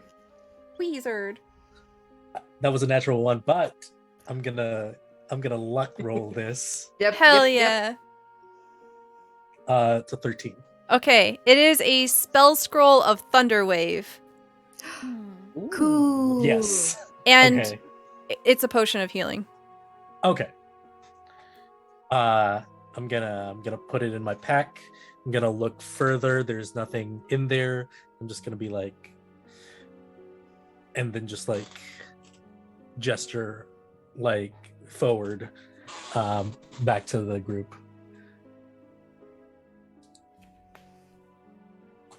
So, Lind and Norsilius, you are closest to what looks like it's probably supposed to be a tunnel up ahead, but it has been blocked off by some fallen debris. Lynn probably would have started like moving rocks while Emil was sticking his hand into. Yeah, Norsilius would The probably be helping stuff. her move some of the bigger rocks to get them out of the way and open the tunnel for us. Okay. Sounds good. You managed to open it up after some time here. And as you do, you find another tunnel. You begin to make your way through the tunnel here.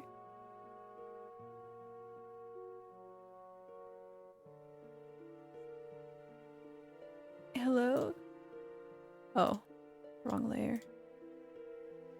And as the group of you enter into the next chamber, you find that there are a number of fish swimming around. You can see that this school of tiny fish, their bodies shimmering in the dim light, swirl in a formation like an undulating silvery pillar. As the group of you are swimming forward, kind of gathered together, they begin to swim away as if afraid. I look down at I look back at Kiki like, did you scare them? Did you do something? He is considering catching a fish, but eye on the prize does not do it. But they're very shiny. Could I take my bow and shoot one of the fish so I can get a scale off of it for Kiki? Yeah. It's the rainbow fish. Okay. Okay, 20's a hit. Go and roll me some damage here.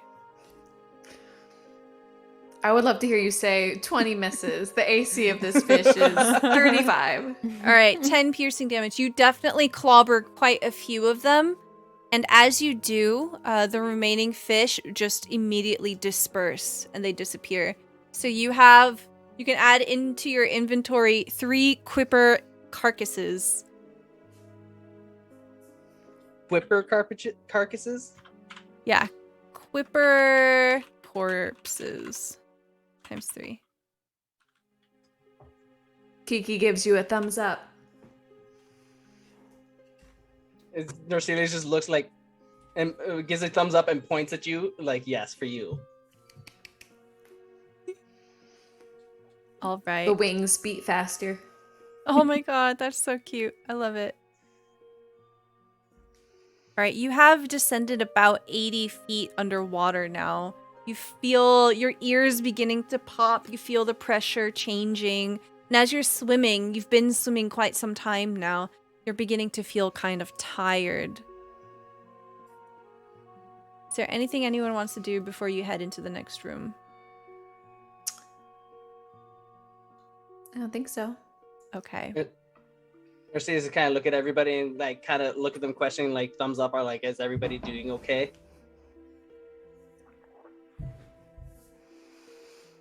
Get the sense that everyone's doing just fine.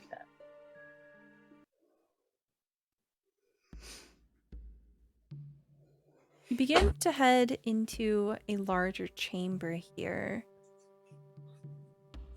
Let me review this.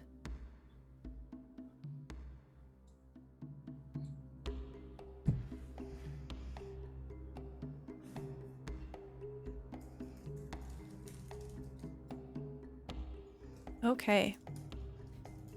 As you enter into this large chamber, you find silvery light dances along the walls of this underwater cave. The water here is a little warmer, and a gentle current pulls you towards a crevice in the south wall.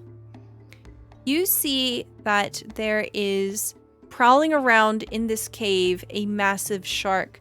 A gold amulet hangs from a thick rope tied around its body, and you can see a silver spear is protruding out of the shark's body. It is currently engaged with the other rivals. They are in combat. Please select your tokens and roll me some initiative. Woo!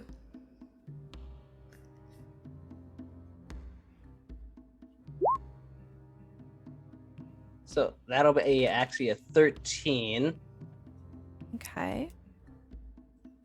I rolled a 7. Okay.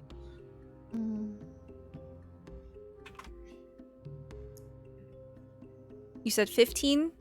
13. Okay. Dread Ambusher gives me a additional bonus from my Wisdom modifier. Okay. Kiki with a 10.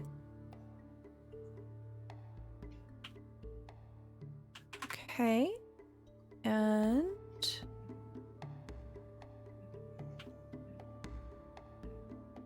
let me go ahead and start combat here.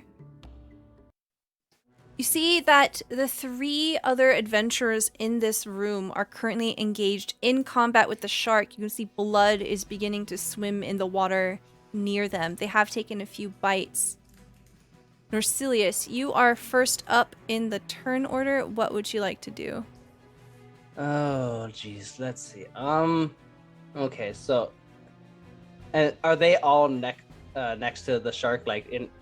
Okay, yeah, they're all in range. So, I would probably take my longbow out and look at everybody and like try to point out the shark. Like, we need to take that out and help them out, and take a shot at it.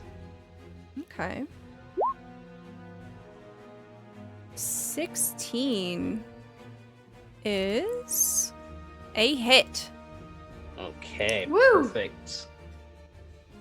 So, and then let's do damage. So that'll be 11 piercing and 6 lightning from there. Okay. And I also get to, then I'm also gonna take another attack onto it with the Dread Ambusher. Okay. This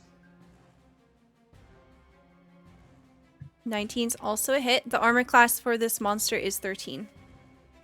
okay, and Nice. so it'll take another 1d8 then. Okay, very good. And let me hit that for you. So 1 damage. Nice. Hey, 1 damage matters, okay? It all adds up. And and then as a bonus action, I will throw a hunter's mark on it. Probably should have done that first, but Okay. I'll go ahead and honor that 5. So I'll take 5 more damage off of it. Okay, Okay. cool. Yeah, so you fire off a shot and it definitely hits the side of this giant shark. Did you want to move at all? I'd probably move off to the side here a little bit, just so I make sure I'm not going to hit any of them as much as possible, and that'll end my turn right there. Okay, sounds good. It is now Lynn's turn. Lynn is going to bonus action Shield of Faith themselves. Okay. What does this look like as you cast this? I imagine as she pulls like her shields, her shiny new shields, it's just kind of like attached, like the holy symbol kind of wrapped in her hand, and it's kind of like making contact with the shield. So like as she brings it down, the rim of the shield is kind of like, as it kind of like has the effect of encasing them completely. And I'm gonna move 1, 2, 3, 4, 5. And she's gonna turn and be like, "What's up? Need some help here?" As you kind of swim up, you see that all 3 of the heroes, they definitely seem shocked that you have come up at this time. They seem to be making decent work of the shark. The shark has taken a number of injuries here. It is bleeding profusely. And you see that Irvan is trying to lean away from you, trying not to hit you as he's trying to aim for the shark. Did you want to do anything else? She's gonna thrust with her long sword as she quips, "Good thing I'm short." And those one-handed meets beats. 13. Yes. Roll me some damage, please. 7. Very good. You swing and you put a great gash in the side of this creature. You see its many teeth just kind of... Alright, that will be your turn. Kiki, it is your turn. You see blood everywhere. Kiki is going to first enter her rage. Alright, And what her- does that look like when you rage? Her this is a new one. Her wings are going to start to fly very fast. And then she is going to let out what she believes to be a dragon roar, which right now is just a bunch of bubbles. Love it. Because Kiki is a wild magic barbarian, every time she enters a rage, there's a wild magic surge for Kiki. Heck yeah. So, I rolled a 2, and on the barbarian table, that means, pull it up, a 2. You teleport up to 30 feet to an unoccupied space you can see. Nice. Until your rage ends, you can use this effect again on each of your turns as a bonus action. Okay, That's Okay. fantastic. Oh, that is awesome. that's So, amazing. So I'm going to reveal the rest of the chamber here, just so you see what you can do here. Believing her wild magic surges to be her latent dragon abilities, manifesting in unpredictable ways, Kiki flaps her wings and then believes herself to fly to right there. But in reality, she just teleports with some wild magic. I love it. And then she is going to do a little attack. Yes. A little swing with a great axe. So let me do that swing. Where's my Kiki sheet? Keeps getting. There we go. Great axe. Oh, 22. That's definitely a hit. And damage is 5 plus 2 because I'm raging. Okay. So 7. Yeah, you slash down the shark's face, and you see that there's a terrible gash over one of its eyes. And it looks at you with like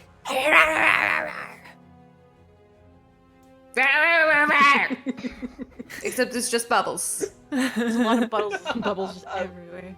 I love it. Emil, it is your turn. Hey. Is there a space where if I do a 15-foot cone that it won't hit anybody except for the shark? Probably if you move right here. So Like if I go like if it's gonna come underneath, is it gonna miss them? you can definitely, you're level 3, you would definitely be able to position this. So the chamber here is 60 feet deep. You can definitely like swim on top of the shark and aim down if you want to do that. Okay. Well, good thing is I am not gonna do the swimming. I'm gonna take out a pepper from my component pouch. It's gonna be very cobalt blue. I'm gonna feed it to Kronos as a fish. That's my bonus action. Okay. Kronos is gonna take its action to go above the shark. That's the movement, and its action is it's gonna breathe lightning downward on this shark. Amazing. I love it. Go ahead Yes. and roll to hit. It's actually a dex save. Okay. Dex save. 14 is the DC. I rolled 2 nat 20s. It's fine. Like you still take half damage of it. Okay, so it's cool. a 3. Okay. And from where I am, I'm going to use my action to cast Sapping Sting. So you need to make a Constitution saving throw Okay. of 14. I rolled a 10. Okay. It's 4 damage, and it falls prone Okay. if it fails. So I don't know how you want to rule it, but for my movement, I'm gonna go 1, 2, 3. I assume our movement is half speed because we're swimming, right? Yes. So I'm gonna go there. Okay. And that's my turn. Okay. So we'll say that the shark begins to fall, but effectively nothing happens, I think. It's all right. Okay. It is now the shark's turn. The shark has so many tasty, tasty morsels all around him. There's 5. 5. Ooh, okay. You gonna do a chomp? Okay. That is holy shit. That's a hit. He rolls a 16 and does 25 piercing damage. You see the shark take a terrible bite out of Ayo's side, and she starts to bleed black blood. She looks very badly hurt. She cries out, and you just see bubble, bubble, bubble, bubble, bubble. Just, and that's it. That is gonna be a chonky bite. Oh my goodness. yeah. You see, Dermot, he goes like, no! Just bubbles of. Norsilius, it is your turn. All right. Oh geez. Okay. Seeing this, he's gonna, because he won't be able to make it to her. Essentially, he's gonna go over to here, behind her, and he's gonna shoot his bow again from behind it to Okay. try and get its attention turned away from Io. Okay. All right. That is a 9. That will not hit. Can I use the nat 20? You have a nat 20, and you also have a blessing. Yeah, I'll just use the nat 20 on this then. Okay. Do you want double damage, or do you want to roll twice? Oh jeez. Let's do double damage. Okay. So go ahead and click. Yep. Okay. You do. Oh, I feel so bad you rolled a nat 1. Okay. So And you. I also have the hunter's mark on that as well. Okay. So that's 6 piercing damage. I think you double everything, right? Yeah, everything's doubled. Yep. Okay, so 6 piercing damage, 10 lightning damage, and then 12 hunter's mark damage. That is a very mighty blow. Oh shit. Okay. Tell me what this looks like. So you just see he just sees Io go down, and he just like kind of panics a little bit, swims off to the side, pulls his bow, shoots at the back of the head of the shark, and you just see essentially the lightning gets attracted to the metal spear inside of it and just travels through the actual shark. Okay. Yes. So as the lightning crackles over the body of the shark, you see it beginning to turn and float in the water as it is very dead here. You see Io is trying to swim away in panic. She's gripping her side, bleeding here. You see Dermot is trying to chase after her, and Irvan here looks questionably to his companions and then looks at Lind. That is the end of combat. I'm gonna swim over to Io, and I'm gonna hand her the healing potion. Okay. Yeah, you see her look a bit startled as you come out in front of her. She jerks back a bit, and as you extend it, she takes it. And how do you drink underwater? I don't know. She just like uncorks it and immediately starts to drink it. D4 plus 2. Okay. You see her look a little better. I just rolled 2 1s there. So she heals for Brutal. 4. For 4? Yeah. Sad. You see like this cloud of blood coming out of her just begin to like lighten up a little bit as her wounds kind of magically seal with the potion. She gives you a thumbs up, wincing. While that's Lind- happening... Oh, sorry. Lind would kind of push their way between Shark Carcass and Blonde Man, and kind of like gesture to Io as if like trying not to like yell at her face, but she's trying to be like, "Do you want cure wounds?" It takes her a moment to try to understand you, and then she nods emphatically. All right. So I'm dropping my shield of faith to cure wounds 8. Okay. Nice. While this Very is happening, Kronos immediately grabs the thing on the shark's Okay. neck. Norsilius would like to go and grab the spear out of the shark if he could. Okay. Let's see.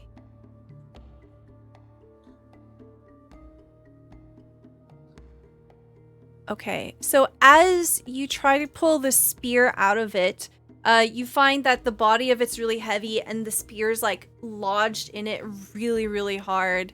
The two of you, your body and the body of the shark, you're kind of spinning around, and as you try to like kick off of it, the force of yanking the spear out, it causes the shark to crash into the wall over on this side. Uh-oh. So, Emil, your owl manages to take the amulet. Norsilius, you manage to take the spear. And as the shark slams into the wall here, you see some debris fall free. And as it does, you see a golden light leaking out into this chamber. Ooh. Norsilius would look at Kiki and immediately see like her eyes just widen and pupils would come bigger, like, oh, she's going for that right now. And immediately starts swimming after Kiki. Like a moth to a flame, Kiki is headed towards the shiny. Okay.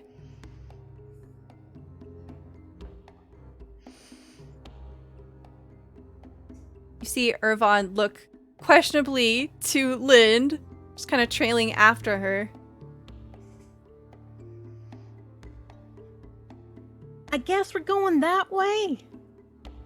He just like nods at you. Emil, I think you would notice that as Io is kind of receiving the healing and hovering here, Dermot looks completely frazzled and just completely panicked, and he comes up. He also begins to cast a magic spell onto her, and you see that it is also a cure wounds as well.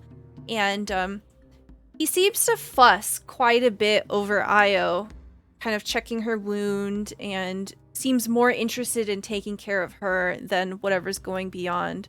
We'll say the two of you kind of swim past. What would you Yeah, like to do? I'm gonna pocket the amulet, and I'm gonna pet my fish, my clownfish for a bit, and then I'm gonna follow Kiki and Norsilius. Okay. We see that there Giant is crab. giant crab. A boulder falls from the sky. Oh god. No. Ooh. Hold on. Music change. This room has its own song. Oh.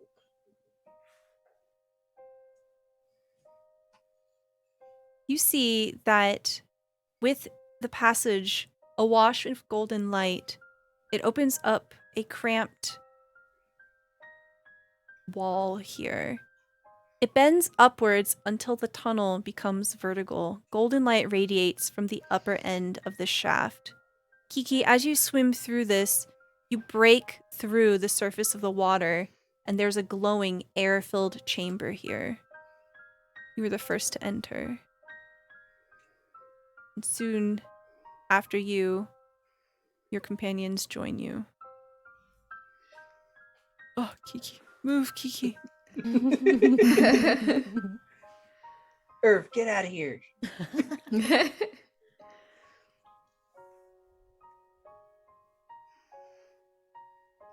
Okay. You see that the watery environment gives way to a cavern dotted with trees and pools of water. The walls are covered in vines of green ivy interspersed with colorful flowers. Part of the cavern is open to the sky. In the middle of the cavern is a sphere of pale light surrounding a crystal pedestal upon which rests a golden pendant attached to a fine golden chain.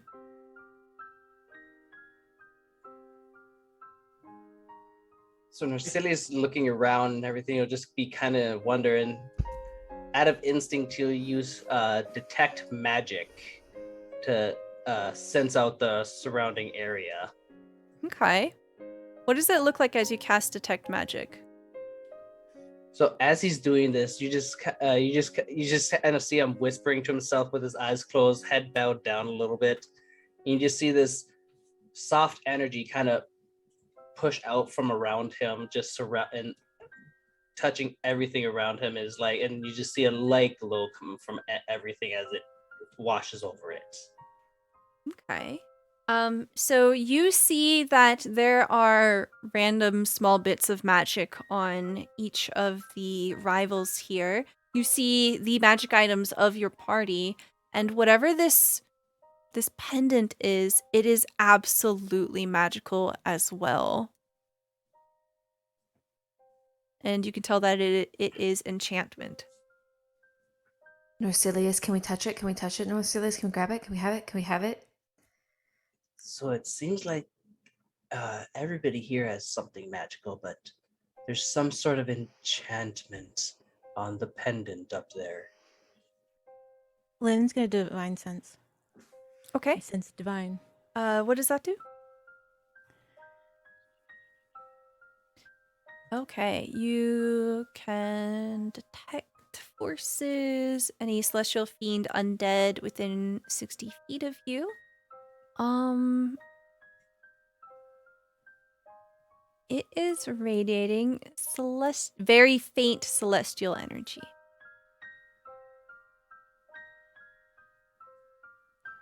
Now, I'm not talking about the picturesque moment the scene is, but this light here, this pendant is divine. And it's so shiny. I'm gonna turn to what's the guy's name again? Irvan? Yeah, I'm gonna turn to Irvon and ask with my bubble again. Where's You're all. Maggie? There's no water here. Yeah, we're in a pocket of air right Okay, I thought it It's was still like, there. It's still there. Uh-huh. Where's Maggie? I believe that the passageway was not wide enough. Well, Maggie said you went south? We did. Oh. Huh. Maggie's fine. We wouldn't let anything happen to her. Okay. Are you all right? I'm peachy. Good. Insight? Could I insight Yeah. check? Yeah. As you're kind of looking at the others as well, you see Dermot. Dermot would not be standing all the way over there, away from Io. Dermot is standing next to Io, just kind of like hovering close to her.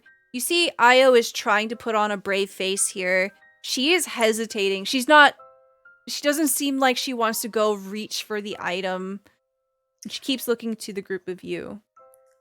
I go did ahead. Sorry, I had a 13 insight, but I'm just gonna. Can I just use my one of my blessings for that? Yeah, I'm gonna see if of I can course. get better. Of course.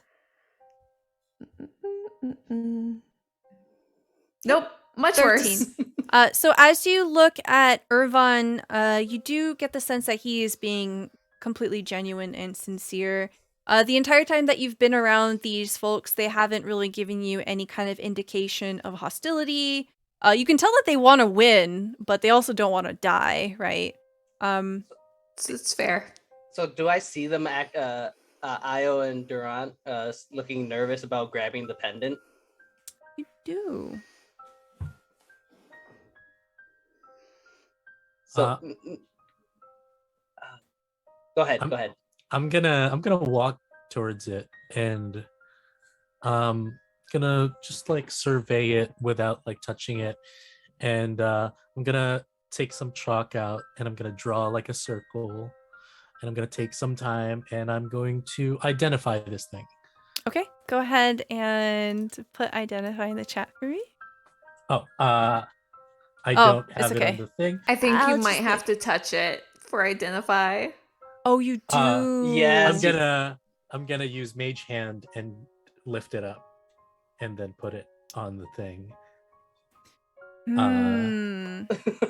Says you must touch. Must touch. I will touch it. I just Okay. didn't want to like grab it. Like it's the Indiana Jones thing of like, Yeah. is there something gonna happen? As I see there's nothing happening, I'm gonna touch it. Okay. And I'm going to identify it. Okay. And I'm gonna see what it is. Okay. So you like do all this chalk, you're preparing for it. All of your party members have seen you cast a spell before, so they know exactly what you're trying to do here. The others are hesitating. As soon as you touch it. Oh no. Okay. No. It's fine.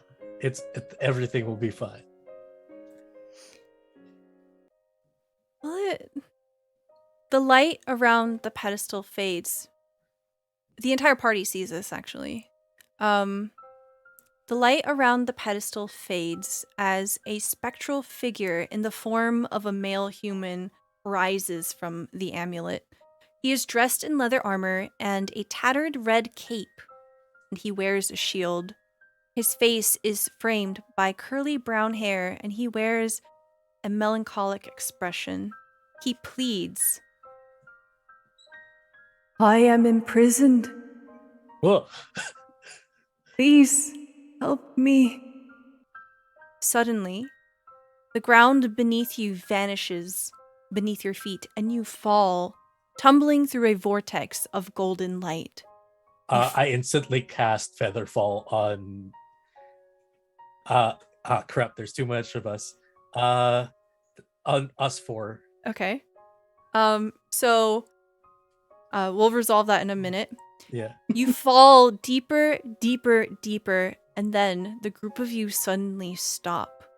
The golden light subsides, and you find yourselves suspended in a pitch black expanse. You feel water buoying you. Buoyant. Buoying. You're floating in the water. Can I see in this darkness? Yeah. This is a vision, y'all. Oh, You're okay. not actually doing anything, yeah. Okay. So, like, you're having a vision and Emil casts a spell in the middle of the vision. We just panic. We all panic. Yeah. I'm like, what? A vermilion light appears in the distance, illuminating the melancholy warrior, who is shackled to the ground by disgusting strands of a fleshy, crimson substance. He raises his gaze to the heavens, sobbing, and he chokes out, "Moonweaver, I beg of you, guide those with the power to save me to the site where I first prayed to you."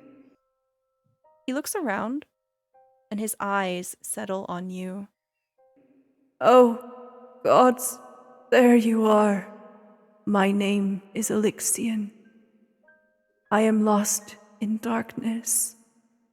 Long ago, I prayed to the Changebringer in the heart of a temple of evil. I beg you, take my jewel and..." You feel consciousness leaving you, as if the pressure of the water were crushing the life out of you. Elixion's voice is the last thing you hear before you pass out. "Save me, please." And that's where we're going to end our session. But as the group of you are like experiencing this vision and then you black out, before you black out, Emil casts Featherfall. Lind, what are you doing as a knee-jerk reaction as you're kind of like experiencing a vision? I imagine she just would have like put her hands like just out to like whoever was like on either side, just being like, just steady, being like, whoa. Okay, yeah. So on one side you feel Irvan, and the other you're like grabbing Emil. Norsilius, what are you doing as a reaction here? Oh jeez. He wouldn't, if he had the feeling he was gonna fall, there wouldn't be too much he could do. He would just try to see if as soon as the ground fell away from him, he'd probably just jump a little bit to see if he could get closer to one of the edges of the hole. Okay, so you're just you kind of like see him jump forward. Yeah. And like okay. sprawl out on the ground essentially. Okay, so you're gonna wake up prone. Cool. Kiki, what are you doing? I think Kiki grabs the 5 gold that Norsilius had given her earlier as her hoard and just like makes a little ball around it to protect the hoard as she goes unconscious. I love it. And that will be our session for tonight. Thank you so much, everyone, for being here. I hope you enjoyed the first session of Call of the Netherdeep. This was a one-shot. Maybe we'll do more. We'll see. But we're going to go around and we're going to tell you who we are, where you can find us, and what our favorite part of the session was. The Lady May, please tell me all about you. Hi, I'm May. Yeah, I play tabletop stuff on Stella's channel and doing lots of planning of a lot of tabletop shows coming up in the future. So that's gonna be fun times. Oh boy, fun favorite parts. I think Kiki getting the wings. Yup. Excellent. Yeah. Trademark. Excellent. Thank you so much. Next, we have Adam. Hello guys, Adam. So you guys can catch me here in Stella's channel, of course, playing D&D, or catch me inside their Discord or in the chat here, causing chaos. But yeah, honestly, my favorite part was just being able to spoil Kiki as much as I possibly could during this whole show. Just giving her the gold coins to start the horde, shooting the fish to get her the shiny scales and all the shiny things I could possibly get. Excellent. Thank you. Thank you. Next, we have Molly. Hi, I'm Molly. I host a charity stream on Saturday mornings called Heroes Brunch, where we chat about D&D and raise money for 8 causes. I'm going to get this date right. On April 7th, which is a Thursday evening, we've got some amazing role players, Emma Panada, Gabe Greenspan, Adam from Trixie Wizard, and a really awesome voice actor, Anna Brisbane. We're going to be doing a level 20 villains one-shot for Jasper's Game Day. So check it out. And yeah, I think my favorite part was everybody's involvement in the meat pie contest. Lynn's just winning as usual. Norsilius being like, I've had 2 slices and I'm out. And then the magic from behind the pillar, it was like very perfect. Yes. Thank you. Thank you. Next, we have Fabian. Hey, I'm Fabian. You can catch me on Twitter at Rockets and Pens. You can also catch me playing other TTRPGs. Currently, we're running City of Mist on Tuesdays at Going Crit RPG here on Twitch. And my favorite moment definitely was Kiki throwing Vlad over the maze. Like just chucking, just yeeting this snake over the maze, and it's amazing. Oh, thank you so much. My favorite part was absolutely just the chemistry between all of the characters. Like, it definitely felt like a group of characters that had been working together for some time, and it was just great. Just a bunch of different dynamics, and yeah, the eating the snake was definitely a good one. Just a classic D&D move. Yeah, absolutely. Hi, I'm Stella Luna. If you enjoyed the content that you saw here tonight, please give us a follow. That's a free way that you can support us and also get notifications for when we go live. We generally have a stream on Fridays called Unbound. It is very, very saucy. We call it like our NPC romancing simulator. All of the NPCs are super hot. We smooch all of them and we go around killing gods. It's a lot of fun. But this week we will not be playing, so we'll be back next Friday. You can also catch every Wednesday. Here is our Patreon Greyhawk campaigns. If you want to see what you can get for being a Patreon, you essentially can get a fast pass in our community games, and you can also get a few other features as well. Speaking of community games, on Sundays at 5 p.m. Eastern Time, we run Strixhaven. It is an open roster game, so literally anyone can come play at any time. You don't even need to have any prior D&D experience. We will teach you how to play. You start at level 1, and this is a learning community. If you want for more information on the Strixhaven campaign, all you have to do is hop into our Discord, and we will hook you up. Thank you so much for being here, everyone. I got really wrapped up and I didn't play 4 cards, so I think I'm gonna have to try to convince our players to come back for another session. Oh, more D&D? Dang, you know, so we I will hate keep it. So here, I'll give you a little teaser. This will be a fun little incentive. So Molly, Kiki, you have drawn the Knight card, and I was absolutely gonna upgrade your pet snake and do something really cool with it. So what will Stella do? You'll just have to come back next time at Call of the Netherdeep. Wait, we need to play some different music here. This is way too chill for a... This is very calming. Call of the Netherdeep! Banner, banner, banner, banner. Thank you so much for being here, everyone. And also, real quick, shout out to Rockets and Pens Fabian for all of this super awesome art. He drew this stuff. Follow him. Pay him. Good art is good. Good night, everybody. Bye!